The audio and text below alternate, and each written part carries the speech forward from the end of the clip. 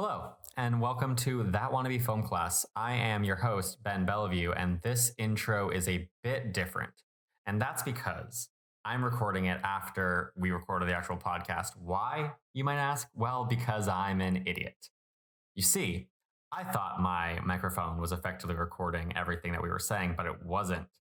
And as a result, my audio was recorded off of my laptop's microphone.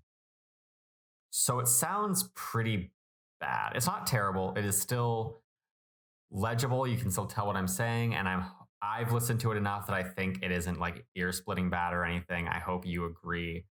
That is not the quality of audio that anyone here at That Wannabe Film Class or that nerdy site want to put out to the public. So I really do apologize for that. I tried to re-record my lines so that we could have a better sounding product overall, but personally, I felt that what we gained in audio quality from that, we lost in terms of like my real emotional reactions to something. It felt, in my opinion, artificial.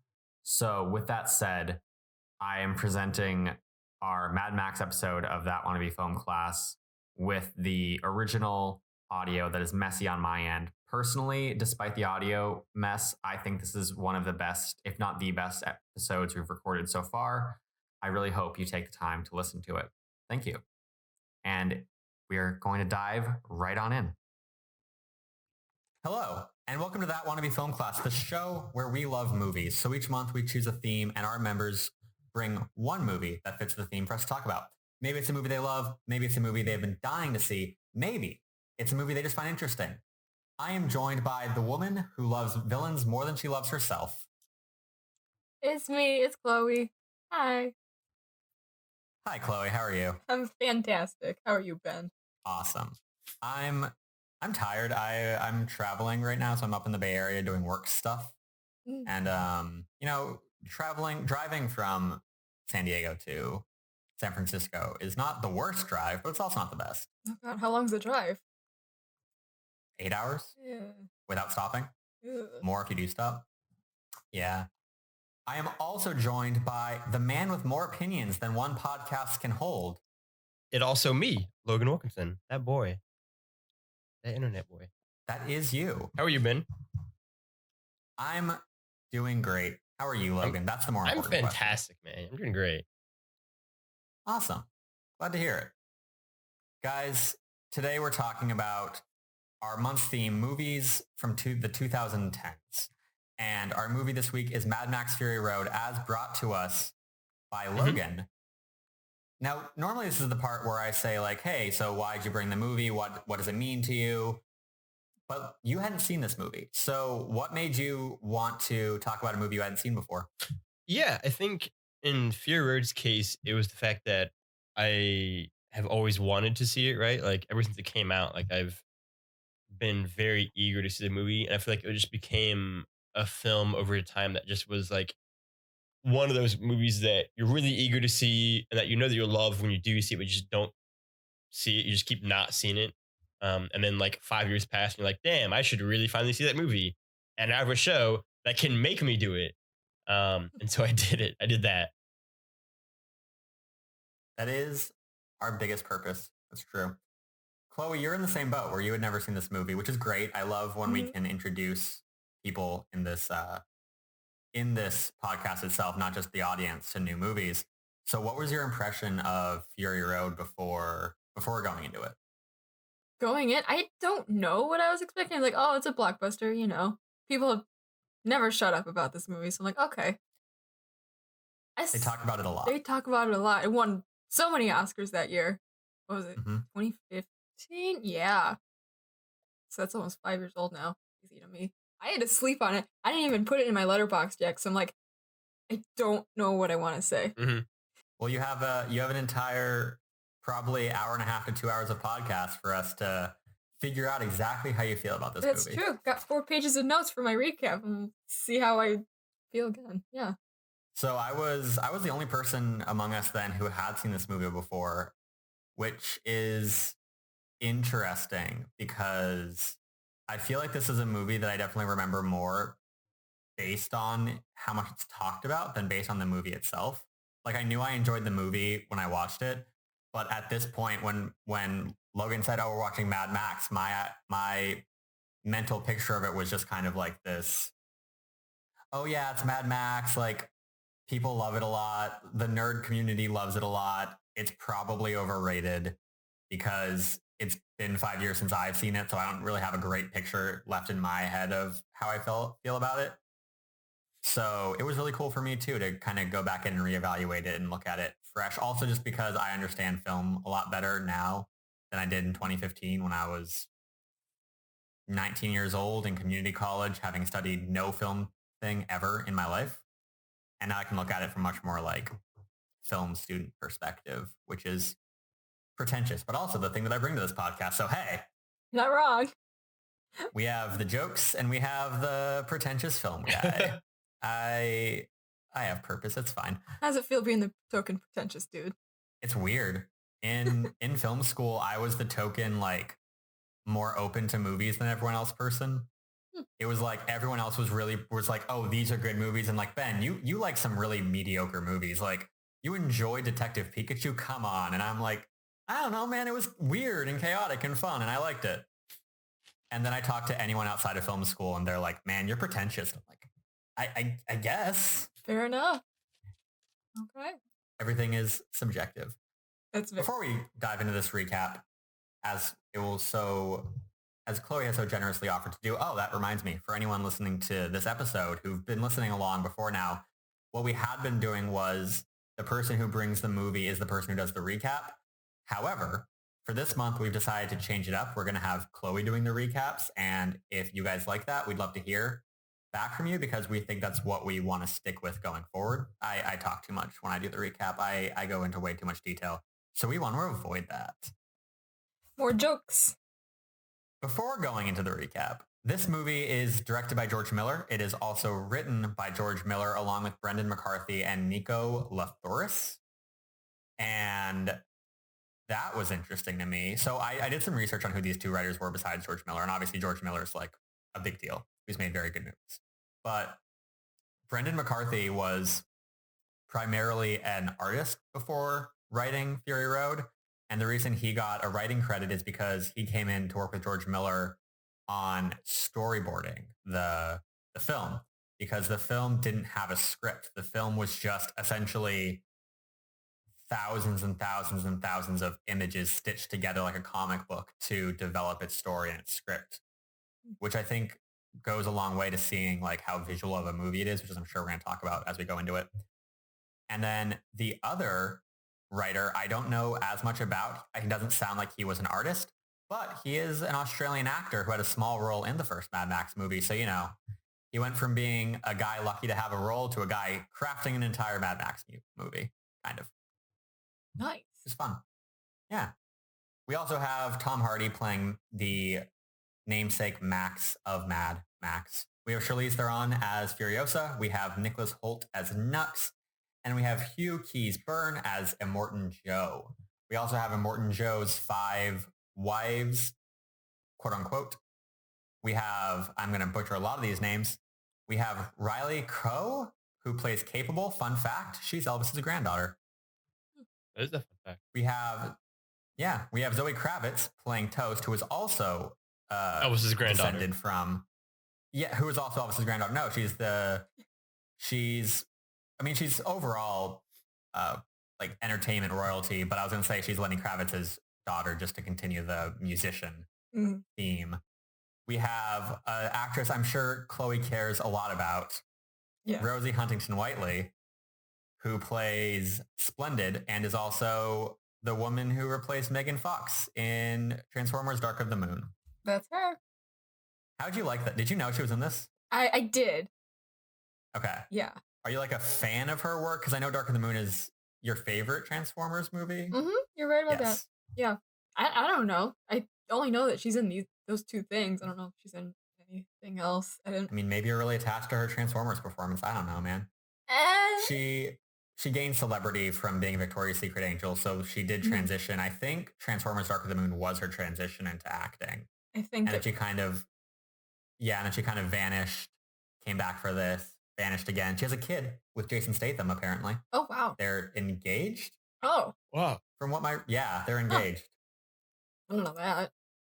He's also 20 years older than she is, but it's fine. That sounds about right. That's fine, you know. I mean, I feel like, to be fair, if you're going to date a man 20 years older than you, Jason Statham does not look like he's 20 years older than a 32 year old. That's the way to go. Yeah. It's like, you either go Jason Statham so jacked you can't tell how old they are, or you go Paul Rudd mystically doesn't age. Mm. Those are the two options. Or George Clooney ages like fine wine. Or that. So there's a couple different options here if you're dating someone older than you. Yeah, that's the real takeaway from this podcast, is that you really need to be smart when dating someone older than you. But if you follow our advice, maybe you too can find old man love. Right. I really wish Chloe's face as I'm saying this was recorded, because I feel like it makes what I'm saying much funnier than it actually is when you just hear it. Anyway. Sorry, what were we saying? Nothing. What were you saying? I didn't say anything. What? Don't worry about it. Okay. Mm-hmm.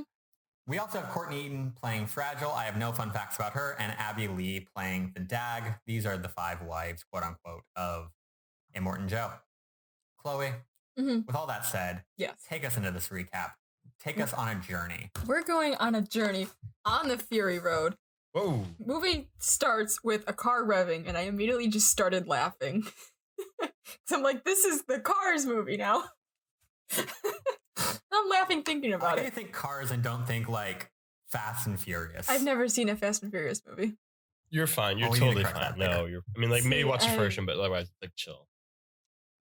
Fair enough. Okay. Mad Max does his... Logan is wrong. Okay. All right. See, Mad Max does his whatever narration thing. He's like, my world is fire and blood. I'm like, all right, shout out to Daenerys Targaryen. I'm not going to talk about the last season, but you know, he's like, I don't know who's more crazy, me or everyone else. And I'm like, oh, he's not like other girls. Okay, he's different.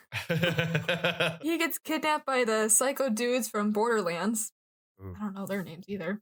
They're oh god, I had their names for a sec. I had their names. Oh no. I knew what they were called yesterday. They're the something boys. They're the something boys. Just call them the boys.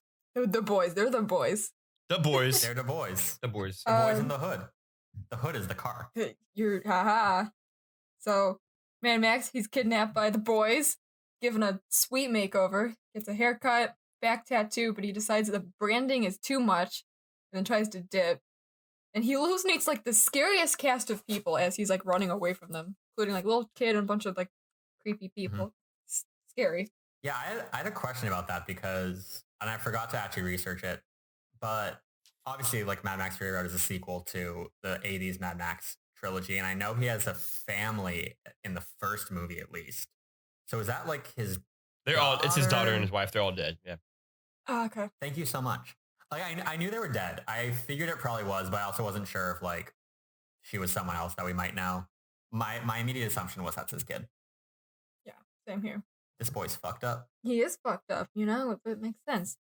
He fails at getting away, gets caught again.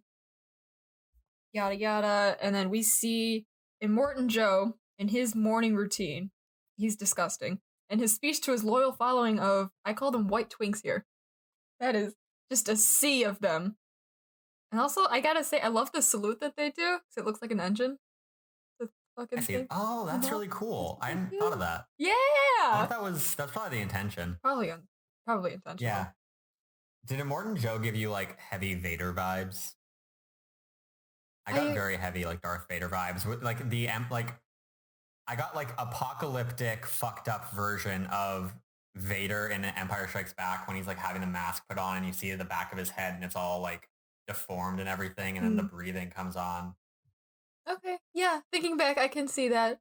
It just, in my head at that time, I'm like, oh, he's got breathing problems. Somebody's gonna comment and say, oh, you like him because he's like General Grievous, right?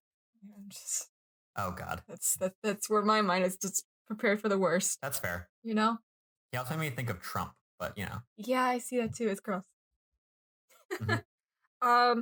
So he's sending off Furiosa to go get supplies, bullets, and gas and stuff from Gas Town and like Bullet Town. Incredible names. She goes off-road, but I wish she would run me over. Whoa. She's and great. if I may jump in here for a second, just to get a little film student-y about this. Mm-hmm. This is also what some of our audience might know what this is. Some of it, the audience might not. This is what we in the screenwriting world call the inciting incident. So this is the thing that usually comes like halfway through the first act that kicks off the overarching narrative. So you can kind of tell because it's about the 15-minute mark and the first act is 30 minutes. So it's almost perfectly timed in this movie. And you can see where it shifts, where it's like, you're getting to know the universe. Like you see Mad Max, you see Max being like tortured and everything. Like you're saying, you're learning about the minutes leading up to the inciting incident are you learning about the world, which is what we were doing. But the second the inciting incident hits, everything is action basically from that point onward. Film school. Dope shit. Let's see. Then we hard cut to just massive tits. Just all of a sudden, I was not expecting that.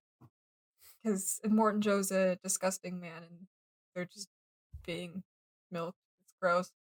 We go into the whatever room where he keeps his wives, but they're gone. They decided he was too ugly and bounced, but also like they're human beings and not slaves and all that. So Joe rallies the twinks to go after Furiosa because clearly she has all of the wives. Gotta go get them. And then we see Nicholas Hoult, right? That's his name? I don't know. Nux. Yeah. Thank you. I had no idea what his name was this entire time. The only reason I know is because, like, they say his name a couple times, but the only reason I know is because I Googled it beforehand and I was like, these are the names of the characters. There you go, yeah. So Nux has Max as a blood bag, which as a concept to me is disgusting. Yes. But in terms of how it's used throughout the movie, in my opinion, fantastic. Why do they need them anyways?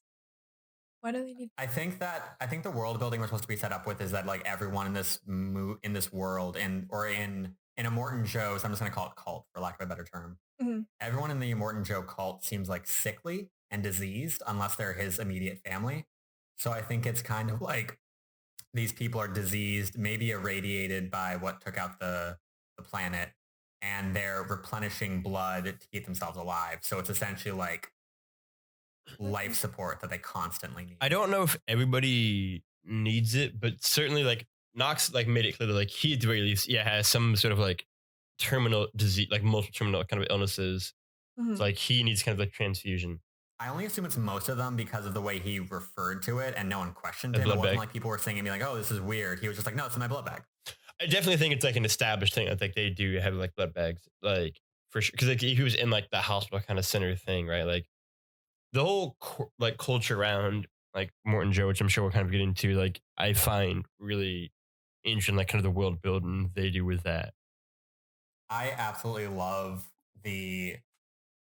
that world. Yeah. As someone who often doesn't enjoy a post-apocalyptic setting, especially when it's like, oh, it's the desert and like there's deformed things. It's hard for me to get into those kind of things, but the design of the characters in this movie are so intricate and so like in my opinion, well interwoven that it's able to overcome that kind of hurdle for me and actually be a post-apocalyptic movie that I very much enjoy for its post-apocalypticness. Because there's some post-apocalyptic things I love, like The Last of Us, where I'm like, I don't care about the post-apocalypse here, but the story I vibe with. Yeah. I think the wheels are keys. Oh, I know. That's awesome. really cool. That's really cool. That's a cool touch. Instead of them being like, oh, we're going to go grab keys from a pile, they're like, no, we're going to have a massive mountain of wheels, and to drive your car, you just have to carry your wheel around. I love that. It is I love that they each had like their own personalized wheel too. Like it was like their wheel. Mm-hmm. That's pretty cool. Yeah. So Joe's posse rolls out and then like I've seen it before, like the music truck with the drums and the guitar guy, but it's different seeing it in the movie. Mm-hmm. That is the coolest thing I've ever seen. Are you kidding me? Oh my god. Love it.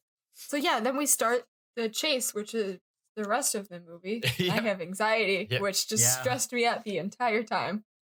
A lot of, rolling around. I don't know. I have no idea how Max is not vomiting constantly, being hooked up to the front of that car. Just, oh my god. Car sickness? I don't know her, apparently. Maybe it's better at the front of the car because, like, the further back in a car you go, the worse car sickness gets. Yeah, but maybe he's at the front of it and he's just like, oh no, this is actually like the perfect driving method. Like I am chilling. I got the breeze in my face. I guess I've got blood coming straight out of me. I'm muzzled. It's the life. I mean, I'm not gonna question his kinks. Okay. Okay. Anyways, Furiosa loses them, or tries to, by driving into the big sandstorm thing, which looks really cool before they go into it and once they go into it. Oh my god. Cinematography, I love her. And then Nux says, "Witness me," which I say that a lot. I've never... Well, I know it's from the movie, but first time hearing that, I love it. Sprays silver paint just onto his mouth. Sure. And then tries to kamikaze into Furiosa's truck by blowing them both up. Max intervenes, and they somehow survived that wreck. I don't know how he was not crushed immediately under the rolling car, but sure. Okay. He passes out, wakes up later, and I finally get it. And again to interject. This is the 30-minute mark. So you know what that is? End of Act 1, baby. This movie's actually really interesting because I was like, sometimes when you watch a movie, it's hard to know exactly when the end of an act is. You can kind of guess based on the timing. Like, okay, the first act is a fourth of the movie's runtime. The second act is going to be, with the 2-hour movie like the one we have right now. It's going to be like the first 30 minutes is Act 1. The next hour is Act 2. And the last 30 minutes is Act 3. This movie cuts to black at the end of each act and at the midpoint, and it's the only times that ever does it. So there are points where I was like, oh, I think this is like the end of, I think this is this beat, and then it would go to black, and I was like, oh, you're just very blatantly telling us what, which is weird. I never noticed that before when I watched this movie. But I want to ask you guys, we're at the end of Act 1.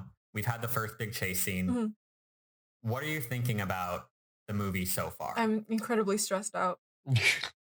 What about you, Logan? Yeah, I mean, like I'm definitely in by this point, right? Like again, like I think the world building and what I've seen of the characters has me like super intrigued. Like the first big note I wrote down in my notes was literally just like colors. Just visually, the movie just like is stunning to look at. Like I love looking at Mad Max Fury Road. Like that was maybe the most like dominant thought I kept racing through my mind watching it last night was just all of the colors and all of the shots and how everything is like framed. Like it is a beautiful film, I think. And that was kind of my biggest takeaway after the first act. Yeah, it's also, I mean, there's certain setup that at this point we hadn't had paid off, but there's also, this movie's very good at like setting things up and having payoff for it and making it seamless, not like stick out too much. But even in the first act, it's really cool how you can see some of this like setup and payoff because like Chloe was saying, there was the witness me and the silver paint, but we also see it earlier with one of the boys. I'm gonna go with the boys. The War Boys is what they're. It's the War Boys. War Boys. Thank you. Yes, that's we see one of the War Boys do the same thing where he's like he sprays the silver paint and he says "witness me" and he jumps to his death to take out a car, and it's a very very good way of establishing that so that when Nicholas Holt's character Nux does do that, he doesn't have to say like I'm gonna kill us. He doesn't have to say like I'm gonna kamikaze this. He just starts doing the actions and your brain goes, oh, I know what's happening. I'm gonna do something real cool. That's true. He's gonna do something real cool. We're not saying that suicide for victory is very cool. This is why Mad Max stops him. If you're having mental health problems, please consult a professional. I'm laughing after that, but I'm also serious. I know. Oh god. Anyways. You're right. It is a very beautiful film so far. I also like that it's using water as like the resource, I think. Because I've seen, probably have as well, I've seen like, like Fallout. I'm going to keep saying Fallout as reference because I don't like Fallout. In Fallout, they're like, oh, our means of barter and trade is Nuka-Cola caps. And I understand the idea of it is basically that money is meaningless and it's whatever we prescribe value to, and that's what they're saying. I'm like, sure. But when you're giving me a world that is post-apocalyptic and you want me to feel it, for me, I think that nothing immediately connects with me like water, you know? Because if you say, oh, these people are like, they're not making much money and like they're scrounging to live and all those kind of things and like they're surviving in a tent, my brain doesn't immediately connect with that. I get it, but I'm not viscerally there. But the second you present me with the idea of like dying of thirst, especially in a desert environment, I'm just uncomfortable. No, I mean, water is like the most essential element in the entire universe in terms of like sustaining life. So like that makes sense. I mean, like definitely water is a much more kind of inherently like I can understand the stakes are high here versus Nuka-Cola caps because that's a bottle cap. And I think that again, like I think the shot of a Morton Joe pouring down all of the water and seeing kind of like the crowd go nuts and crazy and everybody pushing forward, right? And even the build up to that where like the one old guy with like the binoculars looking at him being like, wait for it, wait for it, wait for it. And then like now like charging forward, like it showed you just how like frenzied and how much they do need the water right now. And so I think it adds it. It also does a really good job of showing like how abusive Morton Joe is because yes, yeah, absolutely. Because it's not just like, oh, he has water and he's hoarding it. It's not just like, oh, he turns it off too soon. He's using this extravagant waterfall system where the majority of the water is being wasted on the ground and he doesn't care. And it's like, oh man, I immediately understand that this man is the worst. Yeah, that is awful. Yeah. So Chloe, we're heading into Act 2. Yes. At the end of Act 1, we've had the inciting incident, which tells us, okay, this is that we've had the world building, we've had the inciting incident saying, okay, this is kicking off the action. The end of Act 1 is normally in a movie, it's where the character kind of makes their decision that cements their direction. For this, Max isn't really a super active character. He doesn't make a ton of decisions for himself, but this is the point where the first chase is done. The initial danger of the Immortan Joe cult coming after them has subsided for a hot second. And now we're establishing the overarching story for Act 2, which is Max is with Furiosa. They're going to form a team, a bond. And on top of that, they're trying to get to, quote unquote, the green place. So that's our driving force for Act 2. Can we also just briefly touch on the fact that like the shot of them in the storm is incredible. Chef's kiss. Like that whole scene is we'll talk about more when we get to my top 3 scenes, I can assure you, but like it is just like one of the most visually stunning shots I think we've ever. It's incredible. Really pretty. Love it. Yeah. Just a kaleidoscope of colors and like light and everything. Absolutely. Gorgeous. As much of this film is. Chloe, take us into Act 2. Into Act 2, we get, as you said, first initial chase is over. Morton Joe is far behind, so we get finally a moment to breathe as Max sees all of the girls kind of like washing themselves off, like taking off the chastity belts or whatever. Like, oh my gosh, cool. Yeah, one of them, girl from Darker Than Moon, that's my notes. It's like, oh my god, it's her. Yeah, so he meets them. They're, of course, all wary of each other because he's holding them at gunpoint. He, like, has a little scuffle with Furiosa, pins her down. Girl from Darker Than Moon is like, okay, I'm gonna get the fuck out of here. I'm going to the green place. Fuck you guys. He, like, fires off warning shots. One of them grazes her leg, though. That's wonderful. Thanks, Max. So they all finally all calm down. Max tries to drive off. Furiosa has a kill switch. Can't exactly do anything about that. So the car breaks down. They catch up. She's like, hey, you can't drive this without me, bitch. He's like, oh. Okay, fine. They all pile into the car together and start heading towards the canyons. As I call them, Explodey Biker Canyon. I really like the Explodey Bikers. They're cool. Yeah. They're really cool. Like them jumping over the car and dropping the bombs is one of my favorite action sequences in this movie. Yeah. See, Furiosa had negotiated safe passage through this canyon, but she was like, I have to be alone, so you guys gotta hide. But of course, things go south when Joe and his crew show up, and they're like, that is not a couple of pursuers, that's like 3 whole war parties. And she's like, well, And also, of course, as they're hiding, pregnancy complications and contractions always have to happen when you're hiding and have to be quiet. Just, God, it's stressful. Babies, they're the problem. Babies are the problem. Don't have babies. Don't have babies. Yeah. My girlfriend listens to this. She's going to have a reaction. Shout out to Ava. I love her. Shout out to Ava. Hi, Ava. Hi. More action and chasing, which stresses me out to no end. Get to see the cool mechanic on the rig where they like lower the front bumper to blow up sand to put out the fire on the engine, which I thought was really cool. I like that. Did it feel kind of Transformers-y to you? Were you like, a car moving to do something different? Yeah, I saw a car moving and I'm just like, oh, instantly horny. That's, I mean, okay. You took it there. I just said, did you think of Transformers? I didn't. I kind of did. Did you? Yeah. I don't know why, but like that shot of it kicking up sand reminds me of Transformers. And I haven't seen Transformers in a long enough time to know why, but I feel like it's definitely similar to a Transformers shot. I wonder if you made me think of something from like Revenge of the Fallen, where they're in a desert. It's very possible. Maybe. I've seen that movie exactly once in theaters, and I regretted it. It's one of my least favorites, so yeah. See, the pretty pregnant wife puts herself between Joe and everyone else, which I thought was like a really cool shot as she's like hanging out of the car with the door open.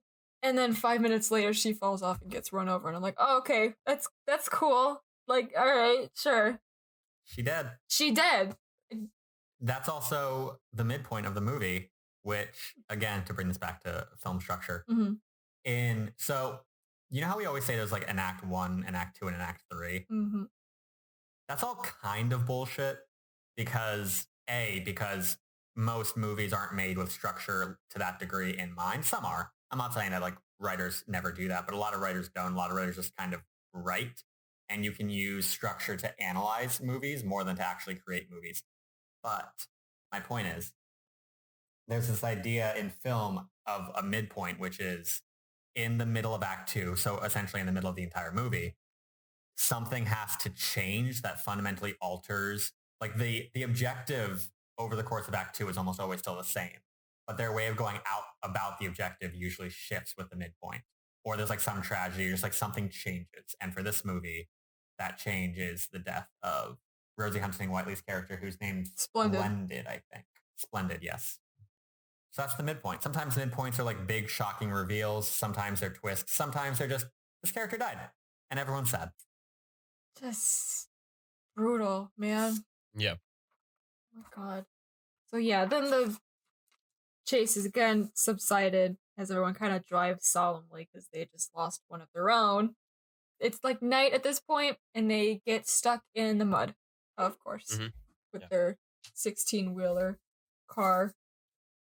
Cut back to Joe, and he's holding, the wife, but she's breathing, I guess. So she's alive, I guess. And he's like, yeah, so what about the baby? Dude's like, I don't hear anything. He's like, okay, you have to get it out. Doctor pulls out a knife, and I feel like I'm gonna pass out. That was... I was very scared when I saw that. I was so afraid. I see pregnant girl, I see guy pull out knife, and I'm like, okay, I gotta step away. No thanks. Especially with the specifics of what it was. Like, I've seen people be cut in movies, and I'm like, that's fine. But the idea of cutting into a pregnant woman's stomach... Yeah. I don't think I would have been able to finish this movie if that had happened. Or I would have at least had to pause for a solid 10 minutes. Yeah, same here. And like, just go walk away. Like, no, thank you. Thankfully, they don't show anything. Thank God. But we found out it would have been a healthy baby boy, but fucking F's in the chat, people. Wolf. Even in death, she's taken one of the patriarchy out. Yeah, you're right. Shout out to Splendid. Back to Furiosa and Max and everybody. Nux is like, hey, once you get past that thing, there's high ground. Shout out to that. All right, because Nux is there. Nux is there. He is there. Yeah, because what happened? He tried to attack them, failed miserably, and then was like stuck to the war rig, right? Yeah. Yeah.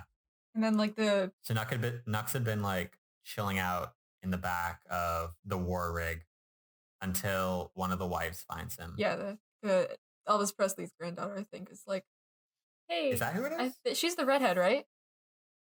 Maybe. I think that's her. Is that capable? Because that's her. Yes. Yeah. Cool. Love it. They have like a moment earlier. Yeah, the thing in the ground, which he threw like a tree. Like, yeah. Once around that, they get out. Oh, also at this point, the mayor of Bullet Town or whatever is like chasing them down. They blind him. Then Max is like, I'm gonna go take care of him real quick. He walks away, see an explosion, he comes back and there's just like blood on him. It's like, no worries, took care of it. Like, okay. And he gives Nux a boot. He gives Nux a boot. Rick, he's missing one. Which is really cute. Shut out. Because Max lost his boot. Mm-hmm. And then he takes Nux's when he's passed out. Oh yeah. So it's just like, so it's this like cute moment of like, oh, we're friends now. Like Nux has joined our crew and I forgive you. Mm-hmm. And like going back to Inception, because I know with Inception, Logan was talking a lot about like forgiveness and how the movie's about that. Mm-hmm. I feel like this movie's also a lot about forgiveness. Yes. Okay. And that's one of my favorite. And like, it's such a simple way of doing it too. There's not a lot of dialogue, which is the case with a lot of this movie. It's just, you see Max lose the boot. You see him steal Nux's boot.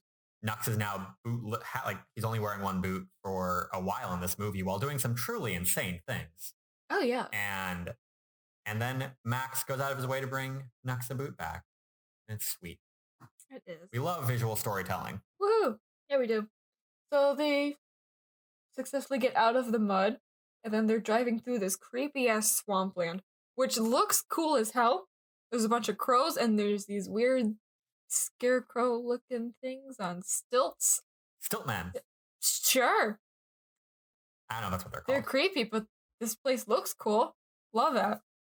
I kind of want to see more of it. I want to see what the Stiltmen are like. I know. Like, are they sentient? Give me a Mad Max like horror movie set in this swamp. Yeah. Sure. Make it through there, back in the desert, and there's this screaming naked woman on top of a thing, and Mad Max is like, that's bait. I'm like, I had no idea that's where that gif was from. I don't know if that's what he was referring to. It's just a screaming naked woman.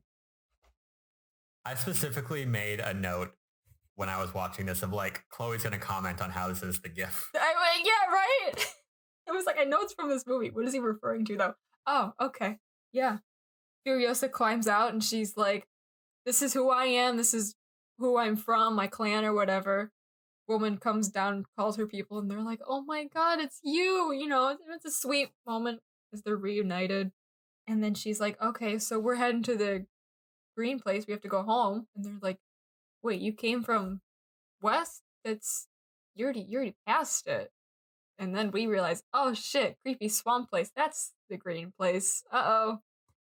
Green place isn't a thing, so that gotta take the L there, guys. Sorry. So yeah, this is where we prove that the world is a nightmare and climate change is real.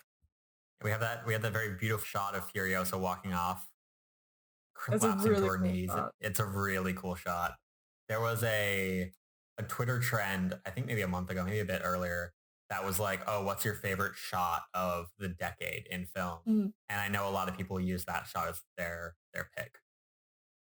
That's fair. It's also a shot from Godzilla King of the Monsters, which, you know. I remember. On That's brand. a very beautiful movie. It is really pretty. I really dislike it, but it is a gorgeous movie sometimes. Yeah. Anyway. Also the end of Act 2. There we go. Because it cuts to black there. It cuts to black, exactly, yeah. It's also the low point, so the way movies are structured. Traditionally, movies are structured that you can apply the 3-act structure to. Not all movies you can apply the 3-act structure to. Sometimes you can usually apply it to more movies than some people give it credit for, but that's not the point. The point is, traditionally, at the end of Act 2, you have what's called the low point. So in this movie, the low point is them finding out that the green place isn't a thing anymore, and their entire mission's in vain. It's also, the low point coincides with the end of Act 2's goal. So traditionally, Act 2, they are pursuing something in a certain way. And when Act 2 ends, that's the realization moment of like, the thing we're after, we can't be after that for whatever reason. So in this case, that's them realizing, oh, we've been hunting the green place. That plan doesn't work for, in this case, the reason of it's gone. And now we need a new strategy. And that's what takes you into Act 3, where they have to devise a new strategy. And Chloe, you can do your thing now. I'm sorry for interrupting. All right. No, it's fine. They're like, honestly, our best bet is to drive straight through the salt flats. Our bikes can take us like 160 days in that direction. And we're just gonna deal with that. And Max is like, Godspeed to you. I'm gonna fuck off in the other direction. But then as they leave, he hallucinates his kid, right? Or is it just a random kid that he lost? I'm assuming it's his daughter, it's right? His, yeah. Maybe Logan says it is. I'm trusting Logan on this one. It is his. It's his child. Yes. Yeah. It is his daughter. Okay. So he hallucinates her, and then he's like, okay, I have to go stop these girls. He catches up with them, and he's like, pitches them a plan. He's like, we go back to the Citadel. That's where all the water is. There's crops there. And Morton Joe is not there right now. And like these women have been away from crops for a long time at this point. They've lost all the green. And I'm only interrupting to say this because I had a note, because there's that scene when the old woman is showing one of the wives, I forget which one, the skull with the little plant in it. And she's like, yeah, this is the few greenery we have left. And I was like, ah, man, edgy Wally. Yeah. It's also one of my, Max talking to Fierce here and giving his whole speech, like, is one of my favorite scenes in the movie. Because it is, like, I think, to Ben's point earlier about, like, this is a movie about, like, forgiveness, which I think it is, but I think it's also very clearly a movie about redemption, and even more so for me, like, it is a movie about hope and kind of the, like, futility of hope, the ridiculousness of hope, the impossibility of hope, and then hope in any way. And I think this scene is, like, a really beautiful example of that, when, like, Max has, like, this entire exchange where he goes, like, at least this way, together, we might be able to come across some kind of redemption. And like some kind of thing to live for, right? Out in the wasteland, out in just kind of the ruins of the world. I think to like live and to breathe is to hope. And I think this is like a good exchange and a good kind of show into that in the movie. Right. Yeah, it's definitely a very hopeful movie. Yeah, definitely. Mm-hmm. The most hopeful by far of any Max movie. Like, not even close. I definitely would not know. I wouldn't either. I will take your word for that. So they decide to go with that plan, and they haul ass back the way they came. Unfortunately, Morton Joe like immediately sees them. He's like, "Oh fuck, they're going back. We gotta cut them off." And that's when I realized, like, one of the other war party's leaders, his outfit is just a chain connecting his exposed nipples. Like, yeah, yes. All right, dude. Yes. Apocalyptic fashion is on fleek. Just on fleek. That's sure. I will go with that. I have to leave. I can't. No. I'm sorry that you're not. I don't like that. Hip, Ben, but some of us. You're not hip with the kids? All right, if you could just like understand, and so. I'm sorry. I am a 46-year-old man. Oh wow. I can't keep up. So sorry for the loss of youth. Okay, boomer. Okay, boomer. The 46-year-old isn't a boomer. They might be a young boomer. They're close. No, they're Gen X. Gen X. That's Gen X. Because it goes boomer, Gen X. Yeah, no, they're not. Then it goes millennial, then it goes Gen Z. 1973, so it'd be Gen X. Mm-hmm. Either way. Get wrecked, Logan. Either way. Okay, Karen. All right, bring it down. You know, time. Karen. That's a good one. There you go. So anyways, we start the final big battle / chase or whatever. The entire last act is just one giant, final chasing battle. Yeah, basically. It's just so much. There's so many people getting run over, blown up. Yeah, shot, it's amazing. Stabbed, blown up, just whatever, including Furiosa. She gets stabbed in the side. Max gets shot through the hand, which also kind of punctures his head just a little bit. Yeah, how about that? Yeah. Oh my god. That was stressful. He sees the hallucination of his kid and just like instinctively like jerks his hand up, and that saves his life. Like, oh my god. Was that stressful? Was that the most stressed you were this entire movie? That like 15-minute stretch of action? This like last 15, yeah. Just like sitting there like covering my eyes, watching between like the slits of my fingers. Yeah, that's how stressed I was. One of the wives gets like taken out of their car, and I actually like screamed like, no, come on, don't do this. Yeah, a lot of that. Guitar guy's there, of course, being cool as always. We will never be that cool. I am glad they used the guitar guy as more than just like background, because I feel like it's obvious to a degree, but I also feel like a lesser filmmaker would have been like, this looks cool, and just put it there. But he actually does become part of the action, and it's really cool to see Max fighting with a fire guitar. Right? And then like you see like you hear the guitar coming in and the music, and oh my god, oh, it's great. Love it. More fighting, and then we end up, I don't know the geography here, but somehow we end up in Immortan Joe's car in Furiosa. Either she says remember me or asks if he remembers her. I don't. She says remember me. He just says remember me. It's rhetorical. Okay. Fucking and then kills him, yeah. by ripping his fucking face thing off as it's attached to the wheel of the car. And it's like, oh god, that was disgusting. And it's more than that if you had a good look at it. Like, it rips the mask off, but also like rips basically like the bottom half of his skin on his face just off as well. Like, it just like fucking rips his face It's off. intense. Oh god. It was a lot. I was like, oh, I wasn't expecting that. So I was like, okay. And then like the wife that was taken like spits on his corpse. I'm like, okay, you mood. I would do the same thing. Oh god. Everyone's like, we're driving through the canyon then, but the war parties are still behind us.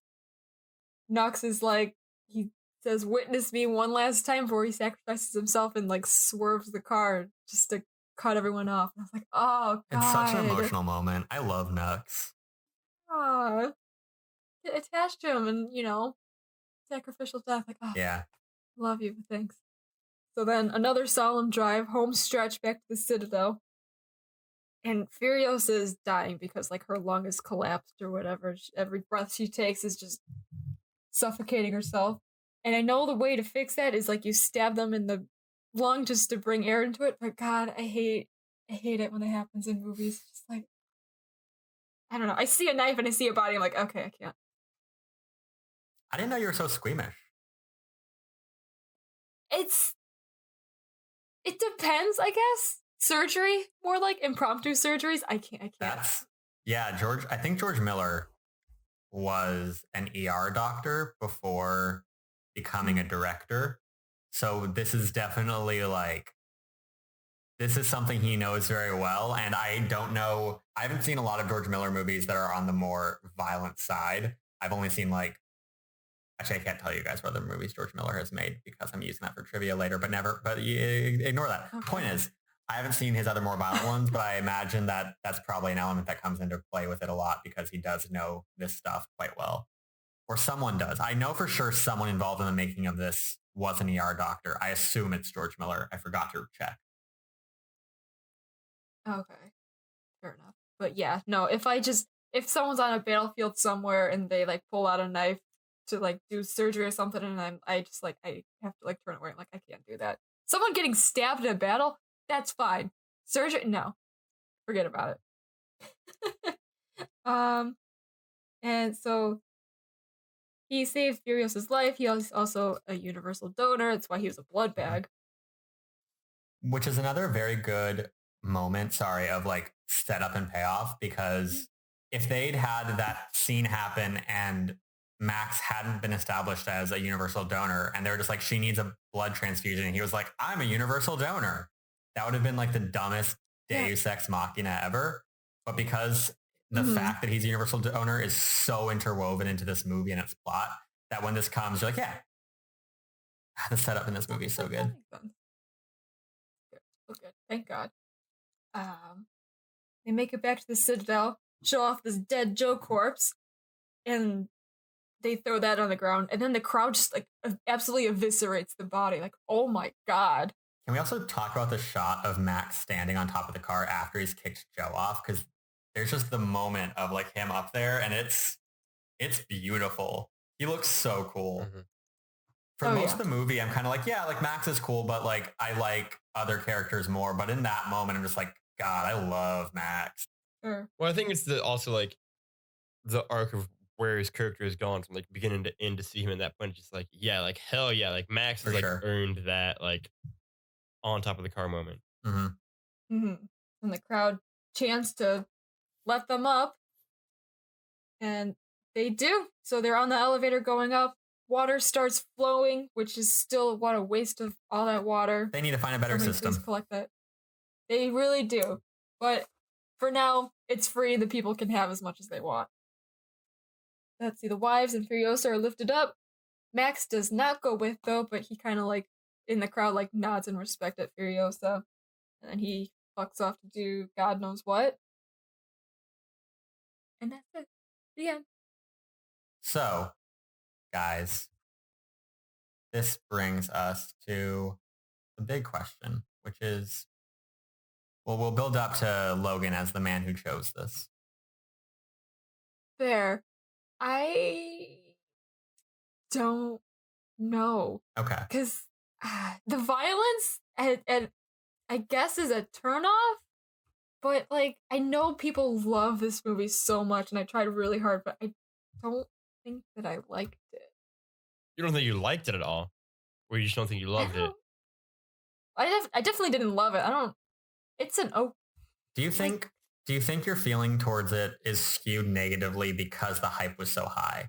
Because like listening to you do the recap, it seemed like you were vibing with a lot of elements to a degree, like you were enjoying characters. Yeah. It sounded like you were enjoying characters and stuff. So do you think that was just like you in the recap mode, or do you think it's that you would have liked this movie if it wasn't so hyped up, but because it was hyped, then you only liking the movie makes you like not really care for it? No, I think that was just me in recap mode. Okay. And I don't think it's a thing with it being overhyped or anything, which I know is hyped up, and I see why. Gorgeous movie, plot's perfect or whatever. I just didn't vibe with it. You know?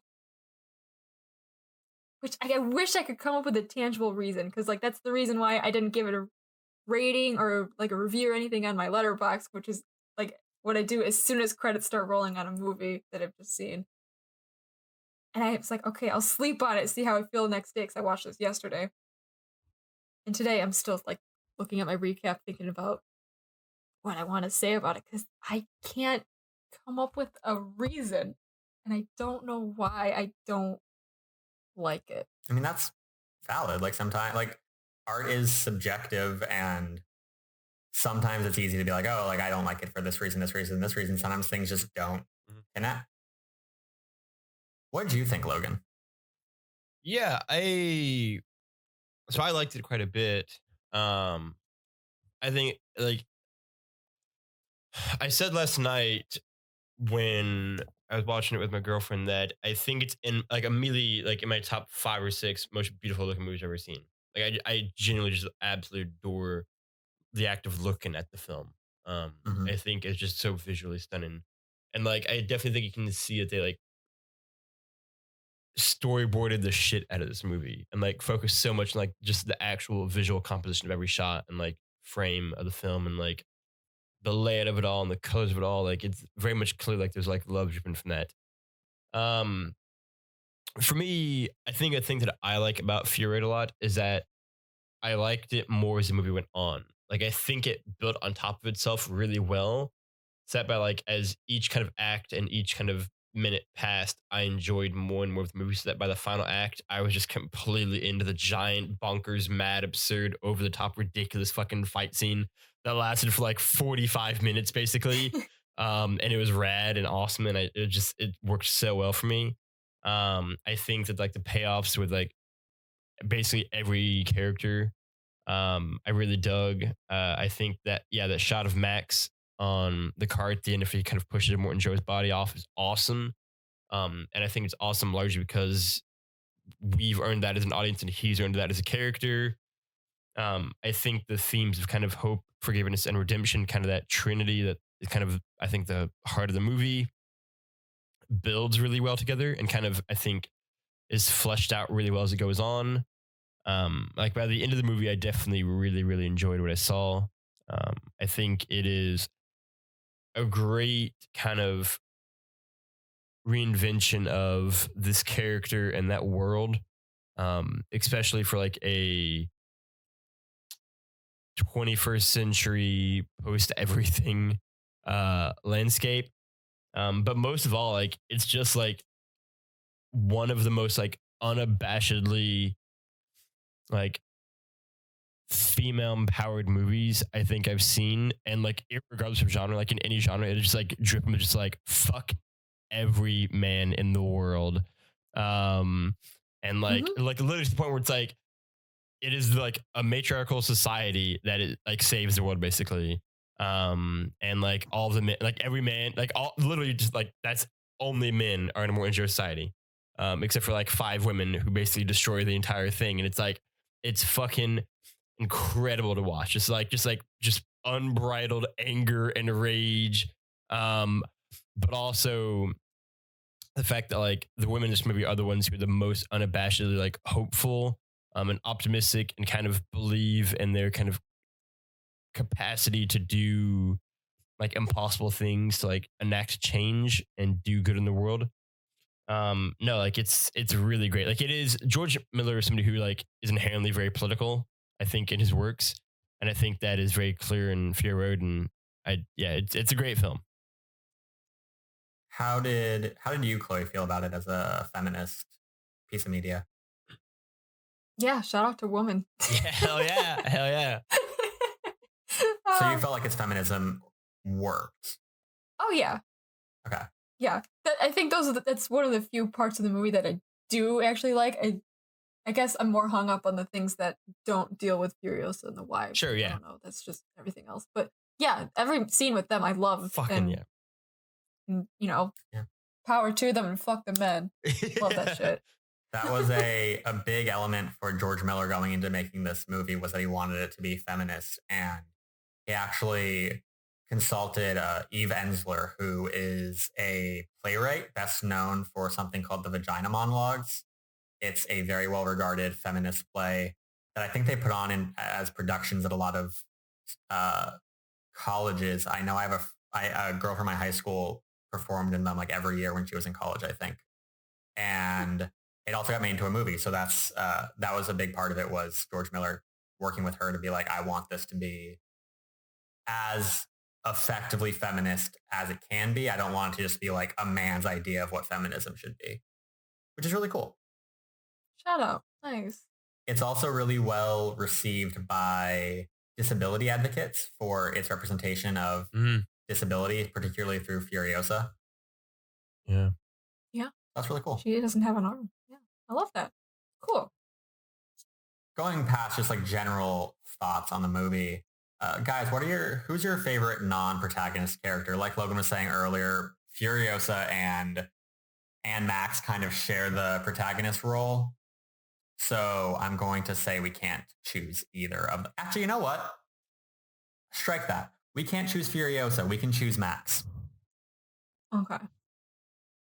I'm not going to pick Max. I still think Max is, I think to me, they're essentially co-main. That still seems cheap. But I'm also going to cheat. Anyway, because I'm going to pick 5 characters. I'm going to pick the 5 wives. You're going to pick the wives? Wow. Damn it. You're saying they don't have their own identities, Logan? No. I think they do. And I think that the point is that like they work so well as a collective, I think, in like each one is like kind of defined, I think, by a different emotion, and how they, I think, over the course of the movie evolve that motion and evolve kind of what has defined them throughout the course of it is really cool to see, whether it's like one being defined by like wisdom, one being defined by like anger, one being defined by fear, one being defined by like just kind of like love, one being defined by just kind of, I think, fury. Like it's really cool to see what each one kind of begins as kind of like this archetypal character of like this one emotion, and then how they kind of evolve into more fully fleshed out 3-dimensional characters as it goes along, right? and like the impact when one halfway through the movie kind of removed, I think, and the catalyst that serves for the rest of them to kind of grow and evolve is really, really neat. Like, I think they are, I think, subtly a lot of, I mean, they are for starters the driving force of the movie. Realistically, their actions kind of set everything off, but also how they use the characters around them to, I think, such interesting extents emotionally, and kind of how the impact they have on everyone around them, right? Like whether it is like Joe, whether it is like Max, whether it is Furiosa, whether it is Nox, like they all have this like profound impacts on all the characters around them, and transform the characters around them, with the exception of Morton Joe, but he's dead by then, so they have had some sort of effect on him. I think it's really interesting to see their growth throughout the movie. They transform him into the afterlife. They transform him into a faceless, dead guy. Man. Straight yeeted. Chloe? I took her answer. Well, is like the you did. Yeah. You said all the wives. What do you think the wives are great? Well, okay, but it sounds like Chloe has a wife choice. You could probably guess who it would be, but Splendid. it's Splendid. Which I don't know. I guess at the beginning she's had more of a personality than the rest of them. Yeah, like you see. I think it's fair. More, yeah, she does more things. Mm-hmm. She talks more.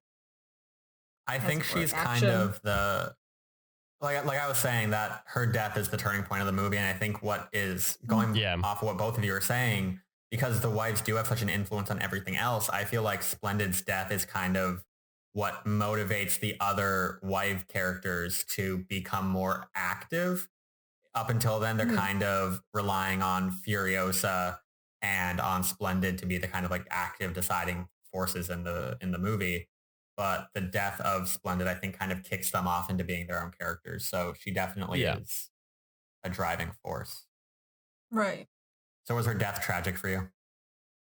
It was. And I should have known. I'm like, oh, I like this character. 10 seconds later, they die. I'm like, okay, cool. I'm just going to stop liking people. Anyone? And they die. Yeah. Yeah, that seems healthy. That seems like a safe decision that'll get you far in life. Yeah, exactly. It'll be fine. Nothing can possibly go wrong. I'm really happy with our choices because, first of all, I'm not going to choose Max either. Not because I think it's cheap, just because he's not my favorite character in this movie, even outside of Furiosa.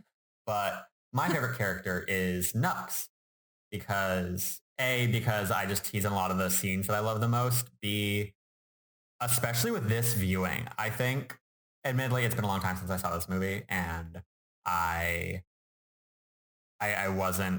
don't know how much attention I was really paying the last times I watched it. I definitely didn't have the same reverence for film that I have for film now, but Nux really connected with me. I love how he changes. I love the story of forgiveness that comes with him.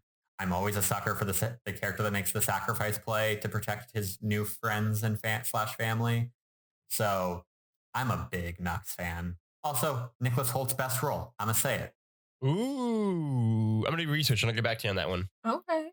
Please do. I mean, he's been in X-Men. Yeah, he's good in X-Men. I like First Class. I don't think that's like a phenomenal performance by him, but I like First Class.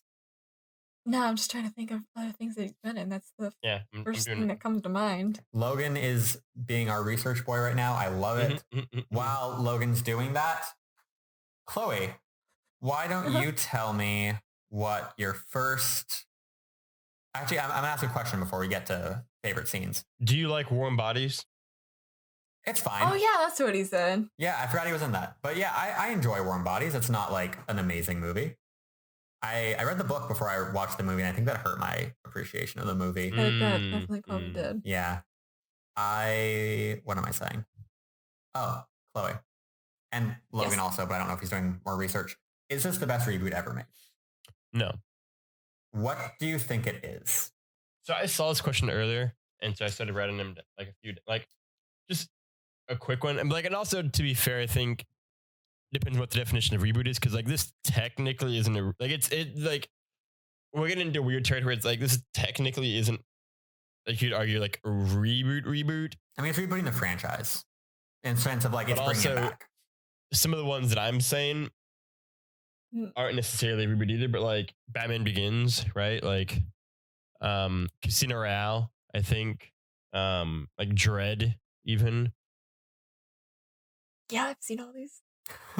Those are ones that immediately come to mind, and like I'm sure I can think of more, but like where like those are three big ones where it's like I think those are all like fantastic movies. I don't agree. Not that I don't You think don't agree that Casino Royale or Batman Begins are great? No, God, no. Look, Batman Begins is the best Batman movie ever made. I'm not saying it's better second than The best, Dark Knight. certainly. I'm not saying it's better than The Dark Knight. I'm saying it's the best at being a Batman movie. The Dark Sure, Knight sure. is a very, very good mob movie with Batman paint coated on it. I like Casino Royale a lot. Admittedly, it's been a little while since I've seen it. I think that when I'm saying I disagree, You think Mad Max is better than both those movies? I think Mad Max is better than both those movies. I don't think that's true. Especially after like my third or fourth watch of it, I think it's better than Batman Begins. I think it's better than Casino Royale. I'm not saying it's the best reboot ever made because I tried researching what reboots exist and the internet was not my friend in that quest. It just kept telling me what reboots are coming up, and there's a lot. But there's so many. See, now you've opened up like an inadvertent wormhole here where it's like, I want to have a conversation about this, where it's like, I don't know. I guess for me, like, especially as somebody who's a huge fan of like Batman and also James Bond, as you are, more James Bond than Batman. Sure. But like, I think Casino Royale is like it's not my favorite Bond movie. It's not my top 3, but it might be my top 5. Like Casino Royale is fantastic, and I think it sets the stage for what Daniel Craig is going to do next. And like, to be fair, only half of Daniel Craig movies are great, and the other half are not great. And in particular is Spectre, which we just want to talk about. But like, I've never seen it. I refuse to. It's been I can't even. I'll just. Oh man, it makes me so sad. After Quantum of Solace, I was just like, I can't watch a bad Daniel Craig Bond movie. I've been scarred enough by this one. Sure. Like Quantum of Solace, I'll say this: Quantum of Solace is like great in comparison. It's so bad. Like it had. It's a problem. I think the problem for me for Spectre 2 is that like Spectre had so much potential. Like it could have done like such cool things with like what it wanted to do based off where Skyfall left off, and it just like did all of the wrong things. But no, like I think how they reinvent and like reintroduce his characters is like the way to do it in a way where like I feel like Amazing Spider-Man, for example, did it wrong. And like I also, to be fair, I'm also like one of the few guys on the internet who like I don't love Homecoming. Like I don't like any Tom Holland Spider-Man movies. I like Homecoming like quite a bit, so but like I have significant issues with, like that interpretation of Peter Parker, as I know you do too. Yeah. So like I go to Batman Begins and Casino Royale, and I think again like the Nolan trilogy to me is like it is like the definitive interpretation of that character to me. I love that version of Batman and that world of Gotham. And I think as somebody who grew up in the kind of the Keaton, but in particular like the Shoemaker Batman films, and then like the animated series, like getting to like see that version of Batman was like a lightning bolt. It was like, this is fucking this character. This is Gotham City, right? And then like James Bond, Daniel Craig's not my favorite James Bond, but I think his movie was like a flashman of like, oh right, like we can get fucking great James Bond movies still. Like that's the thing that we can still get. And it was so different and so unique. And I think Mad Max Fury Road is all those things too, especially to that franchise. I just think the other two are better movies by just a little bit. We're also like splitting hairs. I think they're all great. Oh, for sure. Like they're all great movies. I think for me personally, I would put also Dread again. Dread is great. Dread is a fucking great movie. Dread is a good movie. I haven't seen it in a long enough time to say whether it's great or not. I know that I enjoyed it. It's one of those like me feeling like I have a strong, good analysis of film. I think Dread is the best example to me of like it's so much better than the first Dread, where it's like I took an idea that was like, all right, this is fine, this is like a cool idea, I guess, and like made it into like a really actually good movie where it's like, man, it had the least to work with and did quite a bit with it, which is kind of cool to see. Hi, Chloe. Hello, Chloe. Hi. I feel like she shut off the second I said I don't like Far From Home. I mean, I only like it for one reason, and that's Jake Gyllenhaal. Jake Gyllenhaal is the best part of that movie. Yeah. Easily. Zendaya is also great. Yes, Zendaya. That's true. Yeah, I don't have strong opinions on Tom Holland Spider-Man. We found the 3 people on the internet. The 3 people who are like, It's fine. He's fine, I guess. He's It's fine. okay. I still think Spider-Man 2 is the best live-action Spider-Man movie. Yeah, again, we agree on this. Yeah, we'll all go down on the hill with you to my dying breath. Yeah, it's been a while since I've seen it. I think Spider-Man 2 is probably the best live-action superhero movie. I think it's really close. I think it's very close, yeah. Like, there are other arguments for best live-action superhero movie that I fully respect. It's just my choice. Obviously, I'll bring mine. Or like, we'll have this month soon, but like, yeah, it's really good. Yes. Oh, I can't wait for the superhero month movie theme. You know, yeah. We're gonna get people angry on the internet that month. Yeah, it's gonna be good. I'm here to fucking steer you out of the hornet's nest in this one. I gotta pick as well to get people some hot and bothered. We're not just gonna get people angry who are listening to us. We're gonna get people angry, I hope, between the 3 of us. I want some fights. Ooh. Let's just bump it up to next month instead of 2 months from now. Honestly, maybe. Yeah. We'll see. Ooh. Okay. Ooh.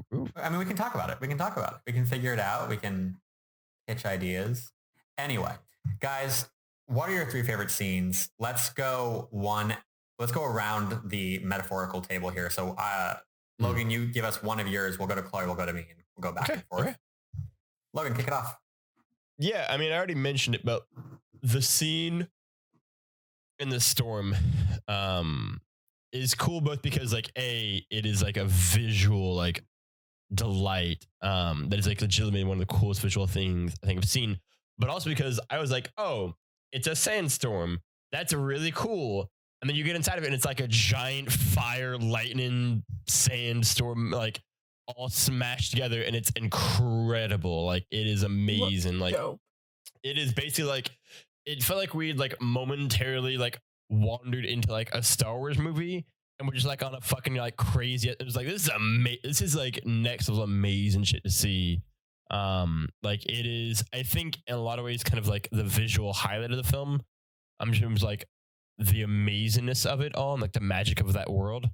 But yeah, like it is just like instantly like this scene, and also just because like leading up to them plowing into it, the camera cut away to like really far, long panning shots that were gorgeous. That I was just like, this is what I watch movies for. Like there was shots where I'm just like, I feel things now.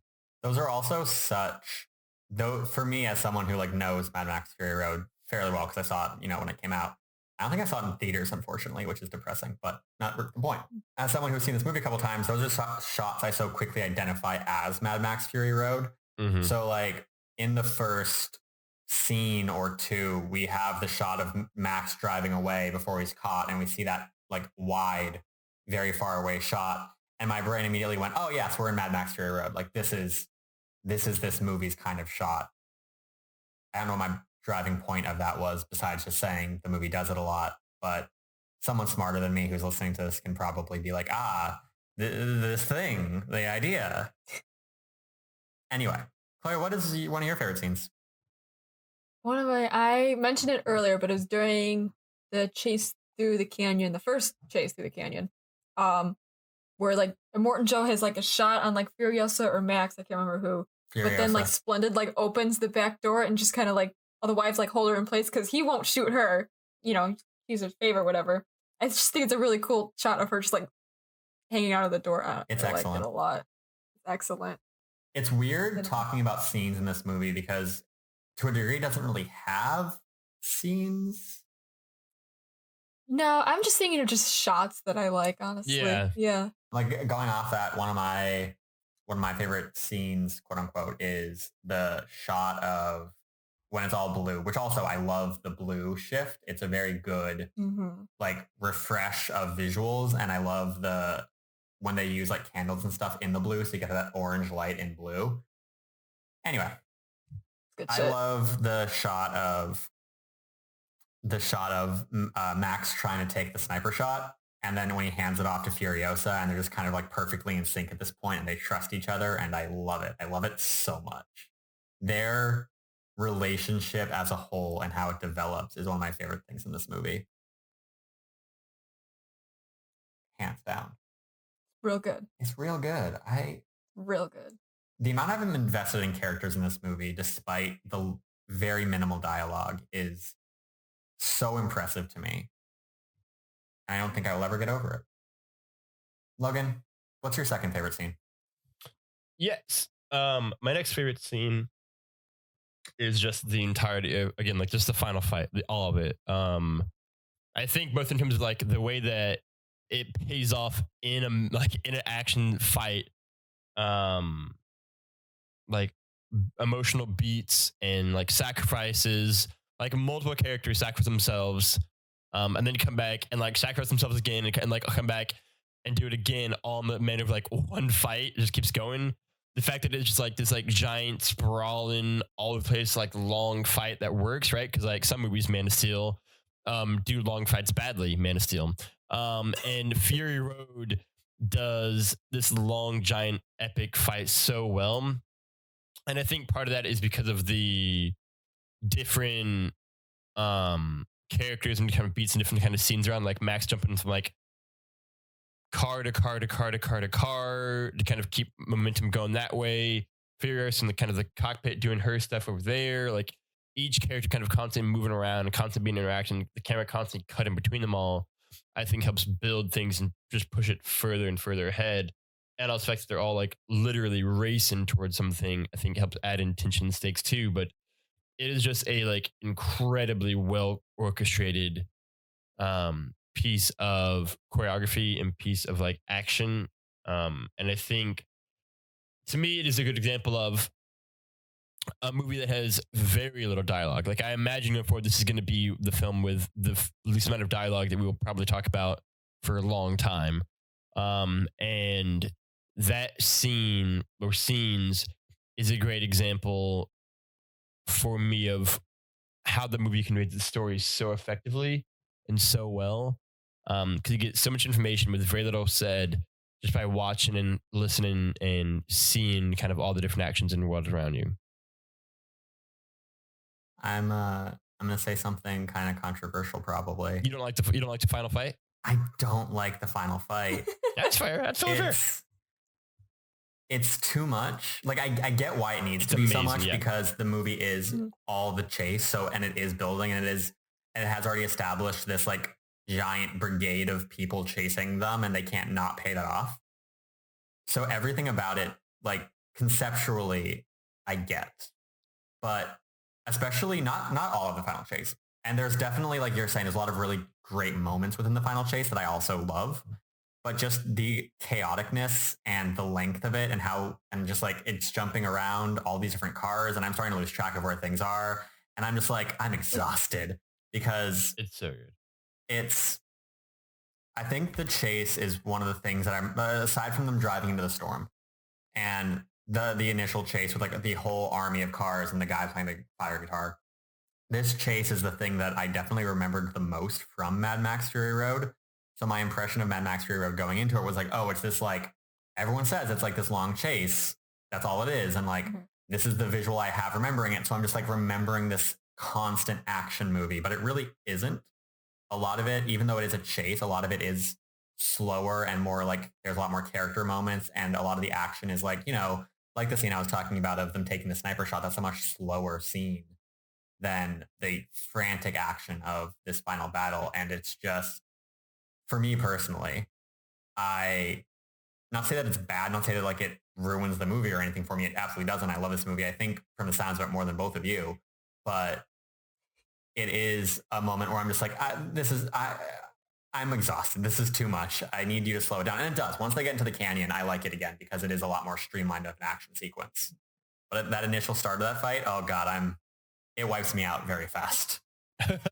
Oh man. Chloe, what is your second favorite scene or shot? Second favorite shot would be when they're in the swamp and you see the stilt men. You see the Warwick kind of driving in the background. It's really cool. I just Oh, it's so pretty. So pretty of a shot.